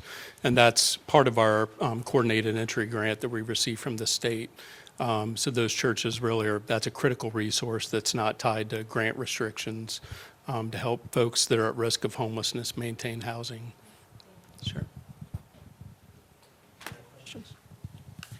All right. Madam Clerk, will you please call the roll? Mr. Hagan? Aye. Ms. Sanchez-Jones? Vice Mayor McGuire? Aye. Mr. Nash? Aye. Mr. Volleson? Aye. Ms. Powers? Aye. And Mayor Cobb? Aye, and the ordinance is adopted. Item C is the acceptance and appropriation of the Virginia Department of Housing and Community Development Virginia Homeless Solutions Program Grant Award. We have one measure and ordinance, and I'll entertain a motion and second. Move the ordinance. Second. Thank you, council members Hagan and Volleson. Madam Clerk, will you please read the title paragraph? An ordinance accepting the Virginia Homeless Solutions Program Grant Award from the Virginia Department of Housing and Community Development, authorizing execution of any required documents on behalf of the city of Roanoke, authorizing the city to serve as fiscal agent for disbursement of the grant, appropriating funds detailed more fully infra, and dispensing with the second reading of this ordinance by title. Thank you. Ms. Turner, anything to Thank you, add? Mr. Mayor. The Virginia Homeless Solutions Program funds are our community's primary source of state funds dedicated to our homeless response. The city portion of these funds pay for a staff position in our Human Services Department to operate the community's coordinated entry system. Planning funds received by the city through this grant pay for activities related to the operation and coordination of our local homeless response system, to include data collection and reporting, submission of funding application, and coordinating meetings of the continuum of care committees and subcommittees. The planning funds are subcontracted to the COC's planning entity, the Council of Community Services. Mr. Cruikshank, anything you want to add to that? Okay. Any questions or discussion by members of council? All right, Madam Clerk, will you please call the roll? Mr. Hagan? Aye. Ms. Sanchez-Jones? Vice Mayor McGuire? Aye. Mr. Nash? Aye. Mr. Volleson? Aye. Ms. Powers? And Mayor Cobb? Aye, the ordinance is adopted. Item D is the acceptance and appropriation of fiscal year '26 United Way of Virginia's Blue Ridge funding for the Bank on Roanoke Valley program. We have one ordinance, or one measure and ordinance, and I'll entertain a motion and second. Second. Thank you, council members Powers and Volleson. Madam Clerk, please read the title paragraph. An ordinance authorizing the acceptance of the FY26 United Way of Roanoke Valley funding for the Bank on Roanoke Valley program to the City of Roanoke from the United Way of Roanoke Valley for program management and activities of the Bank on Roanoke Valley program, authorizing execution of any required documentation on behalf of the city required to accept such funding, appropriating funds detailed more fully infra, and dispensing with the second reading of this ordinance by title. Any additional information on that, Ms. Turner? Thank you, Mr. Mayor. Bank on Roanoke Valley works through a coalition of financial institutions, local government, nonprofits to empower Roanoke Valley residents with financial knowledge by offering biannual 6-month Bank on Wellness classes, leading the annual Roanoke Valley Saves Week, participating in a community resource events, and promoting positive financial habits that support long-term financial stability. Thank you. And I also want to acknowledge Brandon McGinley from our Economic Development Team who works with Bank on Roanoke Valley. Thank you. All right, any discussion from council? Madam Clerk, will you please call the roll? Mr. Hagan? Aye. Ms. Sanchez Jones? Vice Mayor McGuire? Aye. Mr. Nash? Aye. Mr. Volleson? Aye. Ms. Powers? And Mayor Cobb? Aye, and the ordinance is adopted. Item E is the acceptance and appropriation of the Virginia Department of Emergency Management Fiscal Year 26 NG 911 Additional Funding Grant Award. We have one measure and ordinance, and I'll entertain a motion and second. Resolution? Second. All right, thank you, Council Members Volleson and Nash. Madam Clerk, will you please read the title paragraph? An ordinance authorizing the acceptance of the Virginia Department of Emergency Management FY26 Next Generation 911 Additional Funding Grant Award through the Commonwealth of Virginia, Virginia 911 Services Board, authorizing execution of any required documents on behalf of the city, appropriating funds detailed more fully in FRA, and dispensing with the second reading of this ordinance by title. Thank you. Ms. Turner, anything to add? Just a little bit, yes. The new call handling equipment that will be purchased will pave the way for our residents to access 911 services with next-generation 911 capabilities to include a real-time video, photos, and AI assistance. And Ms. Roman is here should you have any additional questions. Welcome, Ms. Roman.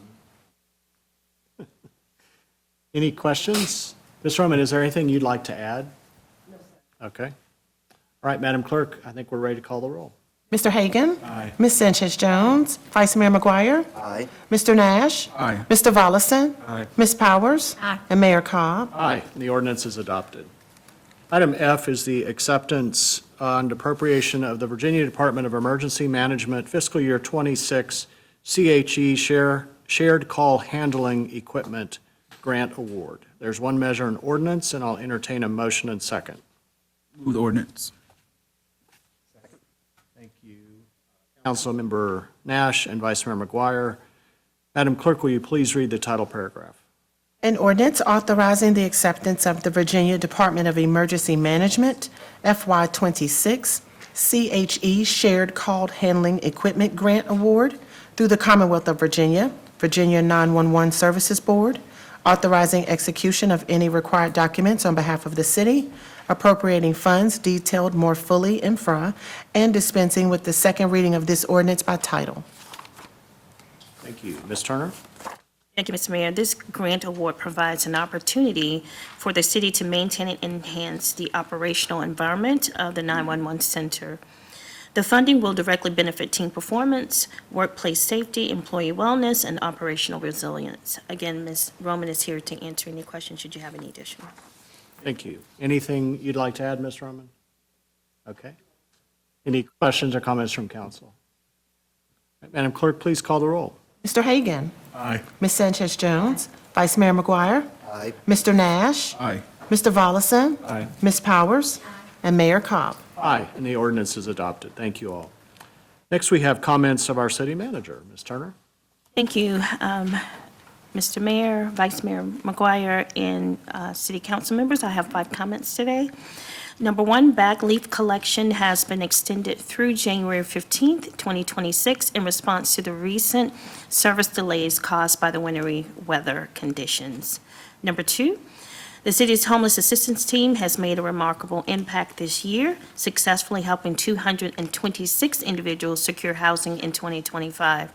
Their dedication and hard work are a critical part of our ongoing efforts to address homelessness in Roanoke. Number 3, I want to encourage everyone to register for the 2026 Roanoke 100 Miler, a community wellness challenge starting this January.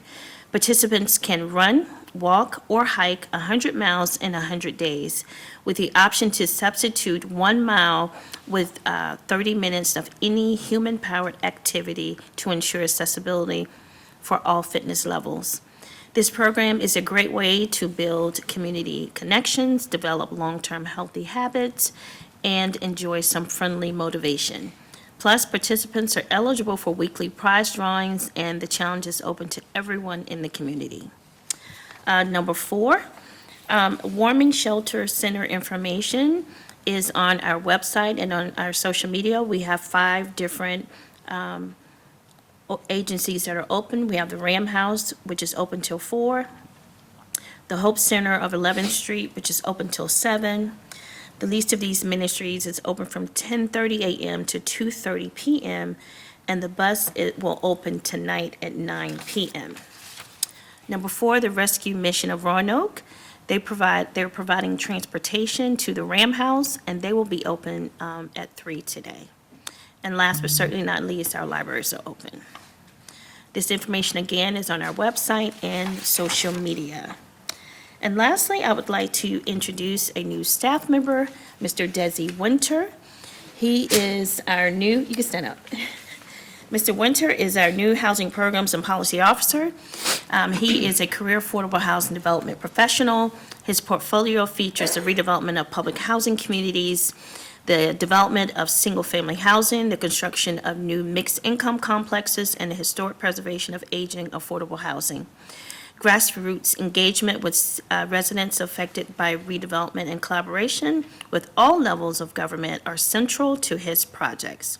Mr. Winter has managed many multi-million-dollar mixed finance projects, and he has worked with community development block grants, housing tax credits, the city's affordable housing trust programs, and if he looks familiar, he a few years ago used to work for our housing authority here for 4 years. So I'd like to just welcome Mr. Winter. Welcome. Glad to have you here. Welcome back. Those conclude my comments. Thank you. And next I'll have you move, I guess Ms. Hedrick is probably going to do this, our public matters follow-up. Over to Ms. Hedrick. It's a miracle that I remembered it today. Good afternoon, Mayor, Vice Mayor, members of council. Just a couple of follow-up items today. Nick Hauk was the resident that spoke, I believe, at the previous council meeting. His property is on Preakness Court and straddles the city-county boundary line. So Mr. Collins, our deputy city attorney, did provide the whole process for that voluntary boundary line adjustment, which is rather extensive. But just in general terms, both localities would need to prepare a written statement agreeing to this boundary line adjustment. Then there would be a public hearing, and finally, the court would have to be petitioned to authorize such an agreement. He did mention that in the past, these adjustments have primarily been made for a large-scale project or the owner of a very large parcel of property, but they are working on and having a conversation with the resident soon regarding the potential that exists there. And Mayor, this is the one that you mentioned, Garrett Robinson, who's a member of both Pedal Safe Roanoke and Strong Towns, did speak about the greenway access around Smith Park and how important that is for cyclists and other greenway users. So I did share his concerns with Renee Powers, who's our, just completely lost my train of thought, sorry, our Trails and Greenways Coordinator. And I will make sure that I keep you posted and then also communicate with Mr. Robinson and Pedal Safe as we know kind of if there are changes and what the updates are in keeping that accessibility there and all of that. And lastly, specifically over the last 2 council meetings, we've had a lot of residents that have spoken about school funding and about the potential for a casino. We don't have any particular updates or action items related to those, but I always feel like it's important that folks understand that you do hear, and that's why we do this report, even if there isn't a particular item that we have to share or follow up to a particular item. The work that you do and the work that staff does isn't as impactful if we don't know what residents are concerned about. So I just wanted to take a quick moment, kind of as we're wrapping up the year, just to let all of these folks know we really appreciate when they take time to come out. I can remember one resident that sat through the entire 7 p.m. hearing until about 9:30 at night to share his concerns. So even if there isn't a particular item related to something that someone shares, we do hear what they're saying. I know that you as mayor and council are very interested in that and make sure that you're addressing them. I know that Ms. Turner is very intentional about that as well. So again, nothing specific to share about the school budget formula or the potential for a casino, but just to remind folks that we're following up as we need to. And even if there isn't specific dialogue that occurs in the moment, we do care and we are very appreciative of the time that they take to share their thoughts and concerns with us. that is all we have for this afternoon. Thank you. Ms. Hedrick, we appreciate it. I'm going to move now to reports of committees, and I'm delighted to welcome Ms. Angela Penn, who is the chair of our Equity Empowerment Advisory Board. And for a presentation and update, this is actually their annual report, and I can't believe it's been a year already. Yes, already, wow. But welcome back, we're glad you're here. Thank you so much. Good afternoon, Mayor Cobb, Vice Mayor McGuire, members of council, City Manager Turner, and community members. Thank you for the opportunity to provide an update on the work of the Equity Empowerment Advisory Board and to share the collective voice of the community regarding the impacts of urban renewal. Over the past year, the EAB has made significant progress. We successfully continued our bi-monthly meeting schedule, transitioning away from the formerly monthly schedule, and this structure has allowed us to work more efficiently and intentionally throughout 2025. We also expanded locations where we met. Instead of gathering here in the conference room, we held meetings within the community libraries. And this year, we were pleased to welcome 3 new board members, Sally McQuinn, Brianna Apgar, and Juan Mejia. Their perspectives, energy, and expertise has enriched the work of the board. A major component of our work has been the continued refinement of the city's draft acknowledgement of harm and apology. To support this effort, the board held community listening sessions and input sessions. During these sessions, community members shared deep personal stories about the impact of urban renewal, what healing and restitution mean to them, and the actions they would like to see the city take to make amends for the harm caused by urban renewal. I would also like to note that we currently have 1 vacancy on the EAB. We respectfully encourage council to fill this position as soon as possible to ensure that the board can continue to work with full capacity. As we begin our discussion on urban renewal, I will share some information for historical context. On May 2nd, 1955, City Council approved Ordinance Number 12381, which approved the plan for the Commonwealth Project. In the ordinance, it listed items based on surveys completed in 1953 by the Roanoke Redevelopment and Housing Authority. Those items were as follows. The Commonwealth Project consisted of 83.5 acres, being predominantly residential. Of the 438 residential structures within the Commonwealth Project, 76 were deemed substandard. 248 were noted as completely dilapidated. Of the 438 residential structures, 69 had no baths, 5 no toilets, and 64 had outside privies, and 10 no electricity.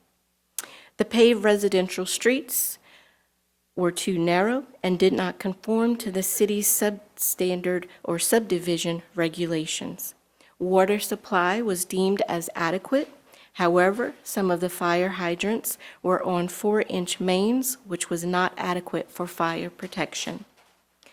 The building lots fell short of the requirements of the subdivision regulations in place at the time. I shared these items because they were used as the basis to label these communities as slums and ultimately gave way to the use of eminent domain. Dr. Lawrence E. Paxton, a local dentist, penned these words in the Roanoke Tribune on January 16, 1954. The people of Northwest are the lowest paid workers in our city. They have worked hard for 3 generations or more to acquire their homes, such as they may be, and to allow the law of eminent domain or any other authority to displace them just isn't right or just. The average property owner in Northeast is well over 53 years old and not in any position to assume notes or indebtedness on a new home. If council and the people of our city would consider themselves their brother's keeper and try this particular shoe on their foot to see where it pinches, I am sure they would decide against this project. And he was referring to the Commonwealth Project. As noted in the statement of harm, the urban renewal projects included the Commonwealth Project located in Northeast Roanoke, which began in 1954 and provided for the widening of Williamson Road and building of I-581, beginning in 1961 with the initial phase completion in 1963, continued construction throughout the 90s. Number 2, the Kimball Project, located in Northeast Roanoke and adjacent to the Commonwealth Project, which began in 1964 to create commercial redevelopment opportunities for the new post office, offices for Norfolk and Western Railway, and Roanoke Gas. 3, the Downtown East Project, which funded clearing of business areas between Jefferson Street and Williamson Road for new development opportunities, which included Truist, Anthem, Norfolk Southern, and Elmwood Park. 4, multiple revitalization projects in Gainsborough neighborhood beginning in 1972, which resulted in the clearance of many commercial buildings on Henry Street and Gainsborough, including the raising of homes, the relocation of a cemetery, and the dismissal of concerns from marginalized communities. And 5, the construction of Roanoke Civic Center in 1971. Additionally, in 1983, the City of Roanoke sought funding from the U.S. Department of Housing and Urban Development to clear 23 acres in Gainsborough for a new plant, the Coca-Cola Bottling Company. The City of Roanoke acquired 120 parcels between Shenandoah, 5th Street, and Loudon Avenue. It relocated 21 businesses, 18 homeowners, 13 renters, 11 boarding house tenants, and once more in the 1990s, Gainsborough lost buildings to road construction as the City of Roanoke's widening of Wells Avenue and Gainsborough Road removed even more homes and businesses in Gainsborough. Finally, in 2008, after almost 50 years, the Gainsborough Neighborhood Development Program was officially closed by the Roanoke Redevelopment and Housing Authority. Now I'd like to share some of the summaries of what we heard from community members during our listening sessions. The experiences, concerns, and recommendations they shared were both powerful and consistent. First, residents emphasized lasting emotional, cultural, and generational trauma of urban renewal. Families lost homes, churches, businesses, and generational wealth. Many feel that their stories are disappearing as elders pass away. As they expressed a strong desire for formal acknowledgement of harm, for community-led healing efforts, and the preservation of oral histories. Second, we heard clearly that rebuilding trust must be a priority. For decades, residents have experienced broken promises and sudden change in plans without their involvement. They called for greater transparency, bottom-up decision-making, and the use of community benefits agreements to ensure communities are honored and funding allocations remain consistent. Third, residents expressed deep concern about the lack of acknowledgement at sites where homes, churches, and businesses once stood. They asked for historical markers at key locations, including where the former Gilmore Elementary School stood, the Berglund Center property, and areas where entire neighborhoods were demolished, as well as interpretive displays inside the Berglund Center. They also emphasized the importance of restoring the Evans House as a meaningful act of repair. Fourth, the community raised significant concerns about Old Lick Cemetery. Many residents were disturbed to learn that 961 bodies were moved to a mass grave at Corner Springs without adequate public acknowledgement.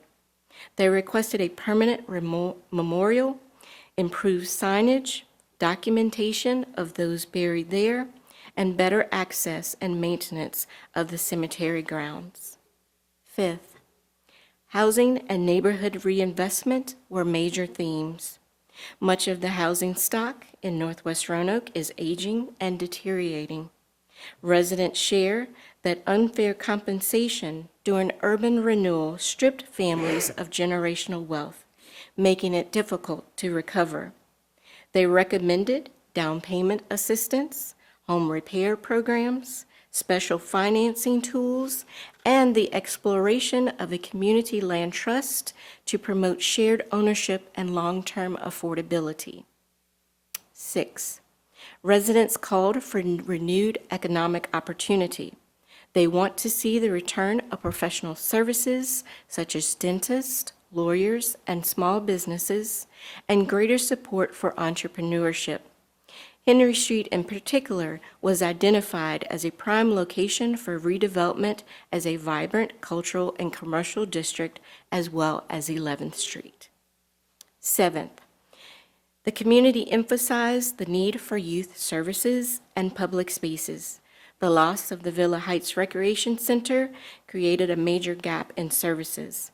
Residents asked for a youth-focused community center, increased investment in McCadden and Washington parks, improved maintenance of public buildings, and traffic calming to support safer and more walkable neighborhoods.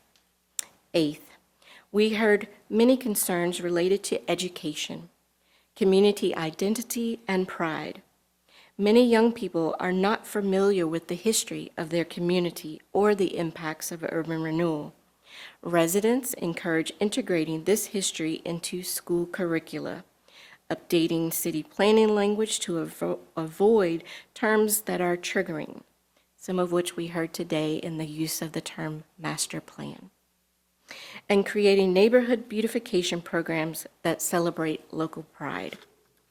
9th, the proposed casino announcement at the Berglund Center caused renewed pain for many residents.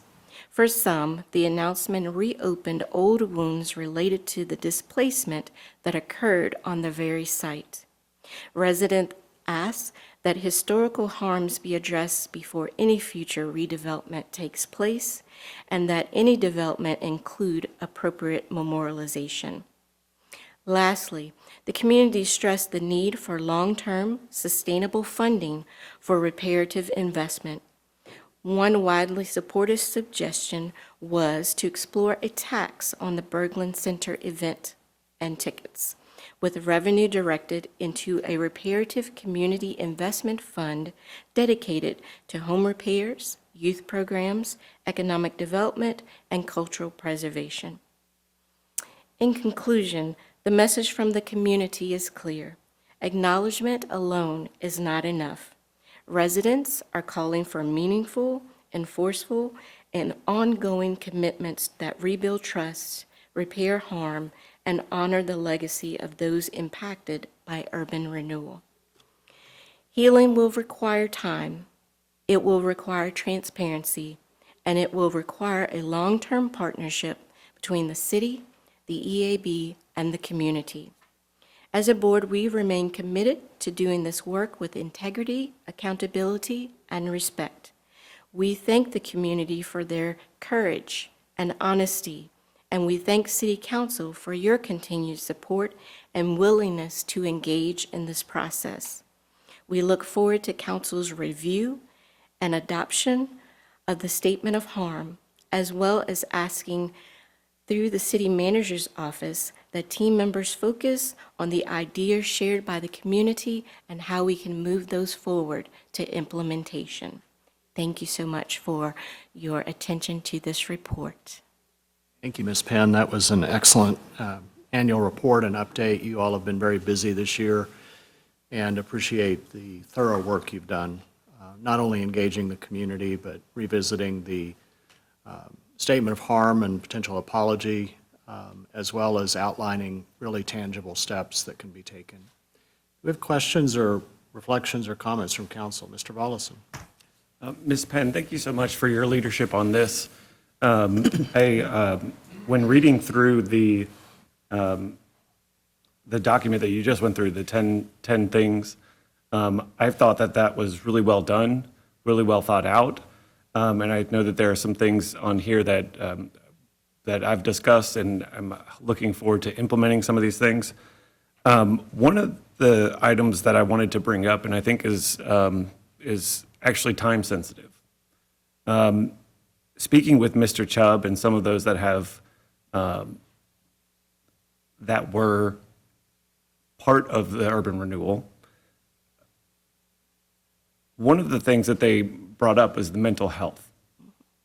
And so I would kind of add this as number 11 to your list, which is, and I think it's important because most of those folks that were part of urban renewal are starting to age, getting up there in age, and we want to help them have strong mental health before they go. And so I would like to see that added on there, that, some type of mental health services that we can possibly provide to those folks that were a part of this. Thank you so much. We had the opportunity to work with Decca Knight, who provided some guidance to us as we held these sessions, understanding the trauma that folks had experienced, and even reliving and talking about this was difficult for many people, but we appreciated their willingness to share their stories. So thank you for that comment. Real quick.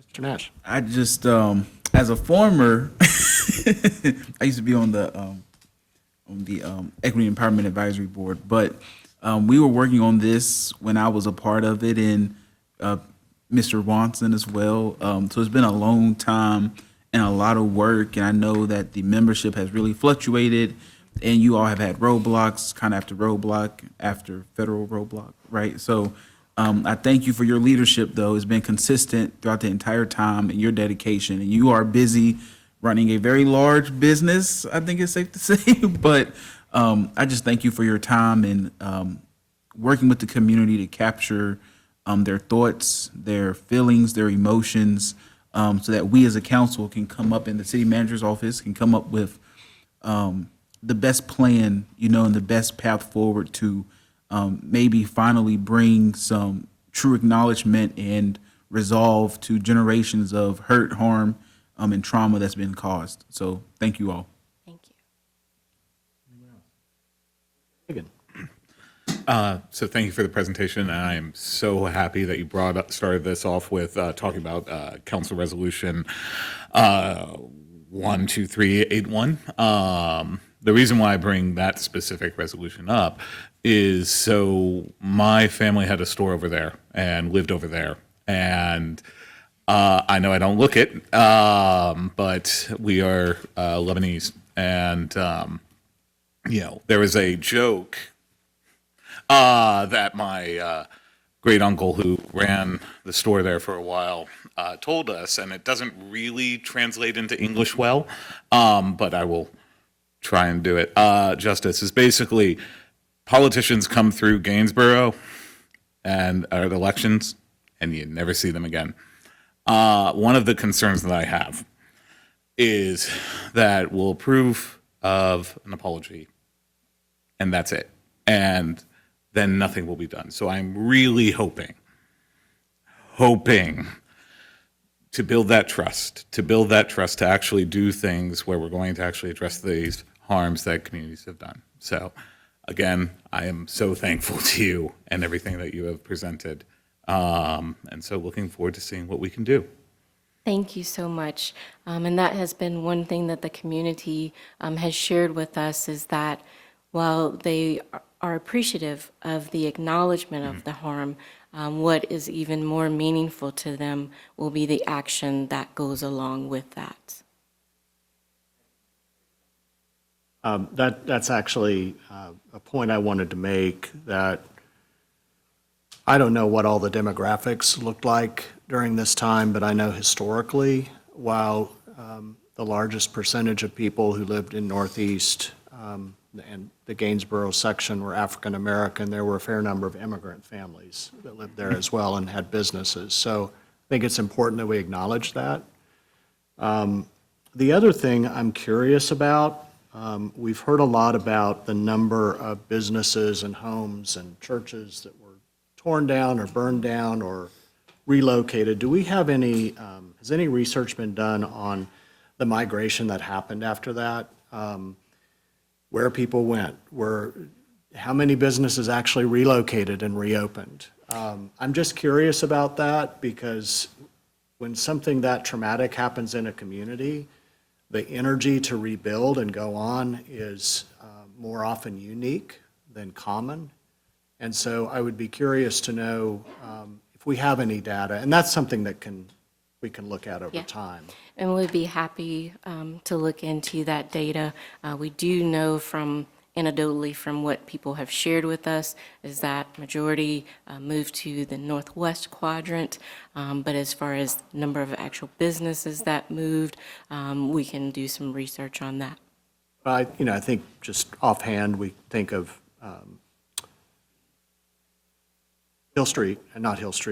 First Baptist Gainsborough. They located in the same area. I think High Street actually used to be in the Gainsborough area before they moved. I may be getting that wrong, but I'm not sure. The Roanoke Tribune, of course, is still going strong. Their offices were destroyed during that. So they're anecdotal examples of that, but I think that's part of our story Okay. history too, the resilience of homeowners, businesses, churches. Okay. And we all have a strong commitment to move forward with this. This is an opportunity, your presentation is an opportunity for us to review this and then talk about what next steps we want to take. Vice Mayor? Yes, thank you, Mayor. I was going to ask, just to clarify thank you, Ms. Penn, for the presentation. Good to see you. The next steps, I'm looking at the draft resolution that we have, and I also feel personally like I would want to support this with commitments towards concrete actions and not just verbal promises. So I'm looking at in the draft resolution, there are a couple of the pieces from the report woven into that. What's the process for if we had suggestions or questions about that, or are you going to bring that back to us for a request that we vote on it as is? I'm just curious about what opportunities might we have to work with you to strengthen it to kind of accomplish what I think we're saying is that we want it to be as impactful as possible. Absolutely. The EAB meets again in January. We are happy to come to any work session that you have to go through this in more detail to make sure we have it as everyone would like to see it. So we are welcome and open to that invitation at any time. When is that meeting? It is the first Thursday of the full week in January, which I believe is... The 8th? Yes. And that's at 5:30. So I would like to ask council to take some time to review this and to incorporate, so this be an opportunity for staff to work with staff to look at this. And it's important to be aspirational in this, but also real. And that, I think, is the most important thing, that any step we take that is visible and qualitative and quantitative as well.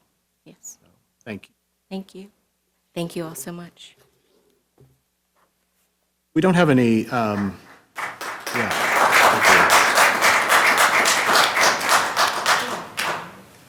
So, do we have any liaison reports from boards or commissions that council members are part of?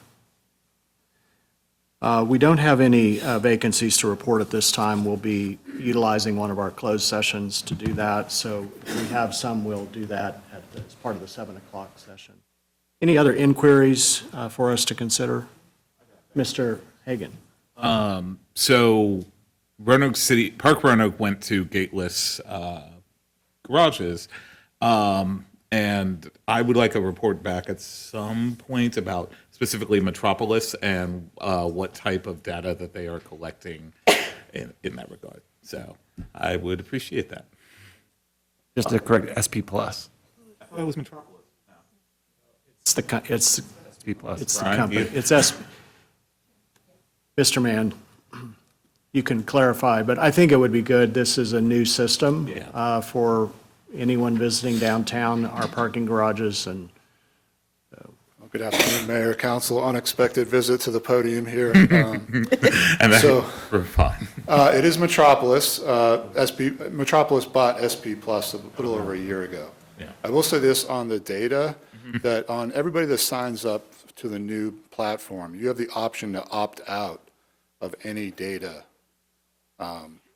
requirements, if you will. So when you go on the website, would you like to opt out of the data? If you don't want your data to be used within their platform, they are the owners of the data, then you can opt out. So they do give that option to every customer. Well, and this can be in the report back or Sure. at some point, but like one of the concerns I have would be anybody who would just drive in without either paying or Sure. that kind of thing, like what type of, So the data, the technology that we've installed is LPR data, which zaps your license plate when you come into the garage. They have about 15 minutes to either pay or process the payment. If they don't, then it alerts it to our enforcement vehicles, which also have the LPR equipment. Okay. And then it pings and says, there's a person on the first floor of Market Garage who hasn't paid. Our LPR vehicle goes up there, and then we issue a citation. There's no free parking, so. Yes. Okay. But I'll be glad to give you any more reports if so desired. thank you, Mr. Mann. Can he say the rates? The rates to park? Because a lot of people, Update the rates. and like I've had a lot of people get really confused on like what's ours still Yeah. and what's not ours, and they're like, I paid $25, and I'm like, that was not to us. Yeah, so just a quick little Exactly. rundown of And I the rate try to tell system. people. Okay, here we go. So the private market, which owns 98% of the surface lots downtown, which is not publicly run, which we don't own those. Premium runs those lots. They have dynamic pricing, which is a supply and demand type of market system pricing. For instance, if they feel as though the demand is high in Roanoke, they have the ability to offset that through a higher price in the free market economy. Unfortunately, we can't control that as a municipality, but our rates are flat rates. We do not do dynamic pricing. And if you are going into a transient parking, meaning you're coming into a garage for an event, the max daily rate, so you could park there overnight, it's only $8. So it's 50 cents for the first half an hour, if that gives you an idea. So it'd be between 50 cents and $8, which is drastically less than the private market downtown. Thank you. All right, thank you, Mr. Mann. So we are going to be in recess for our closed meetings, and then we'll reconvene this evening at 7 o'clock PM for our next council meeting.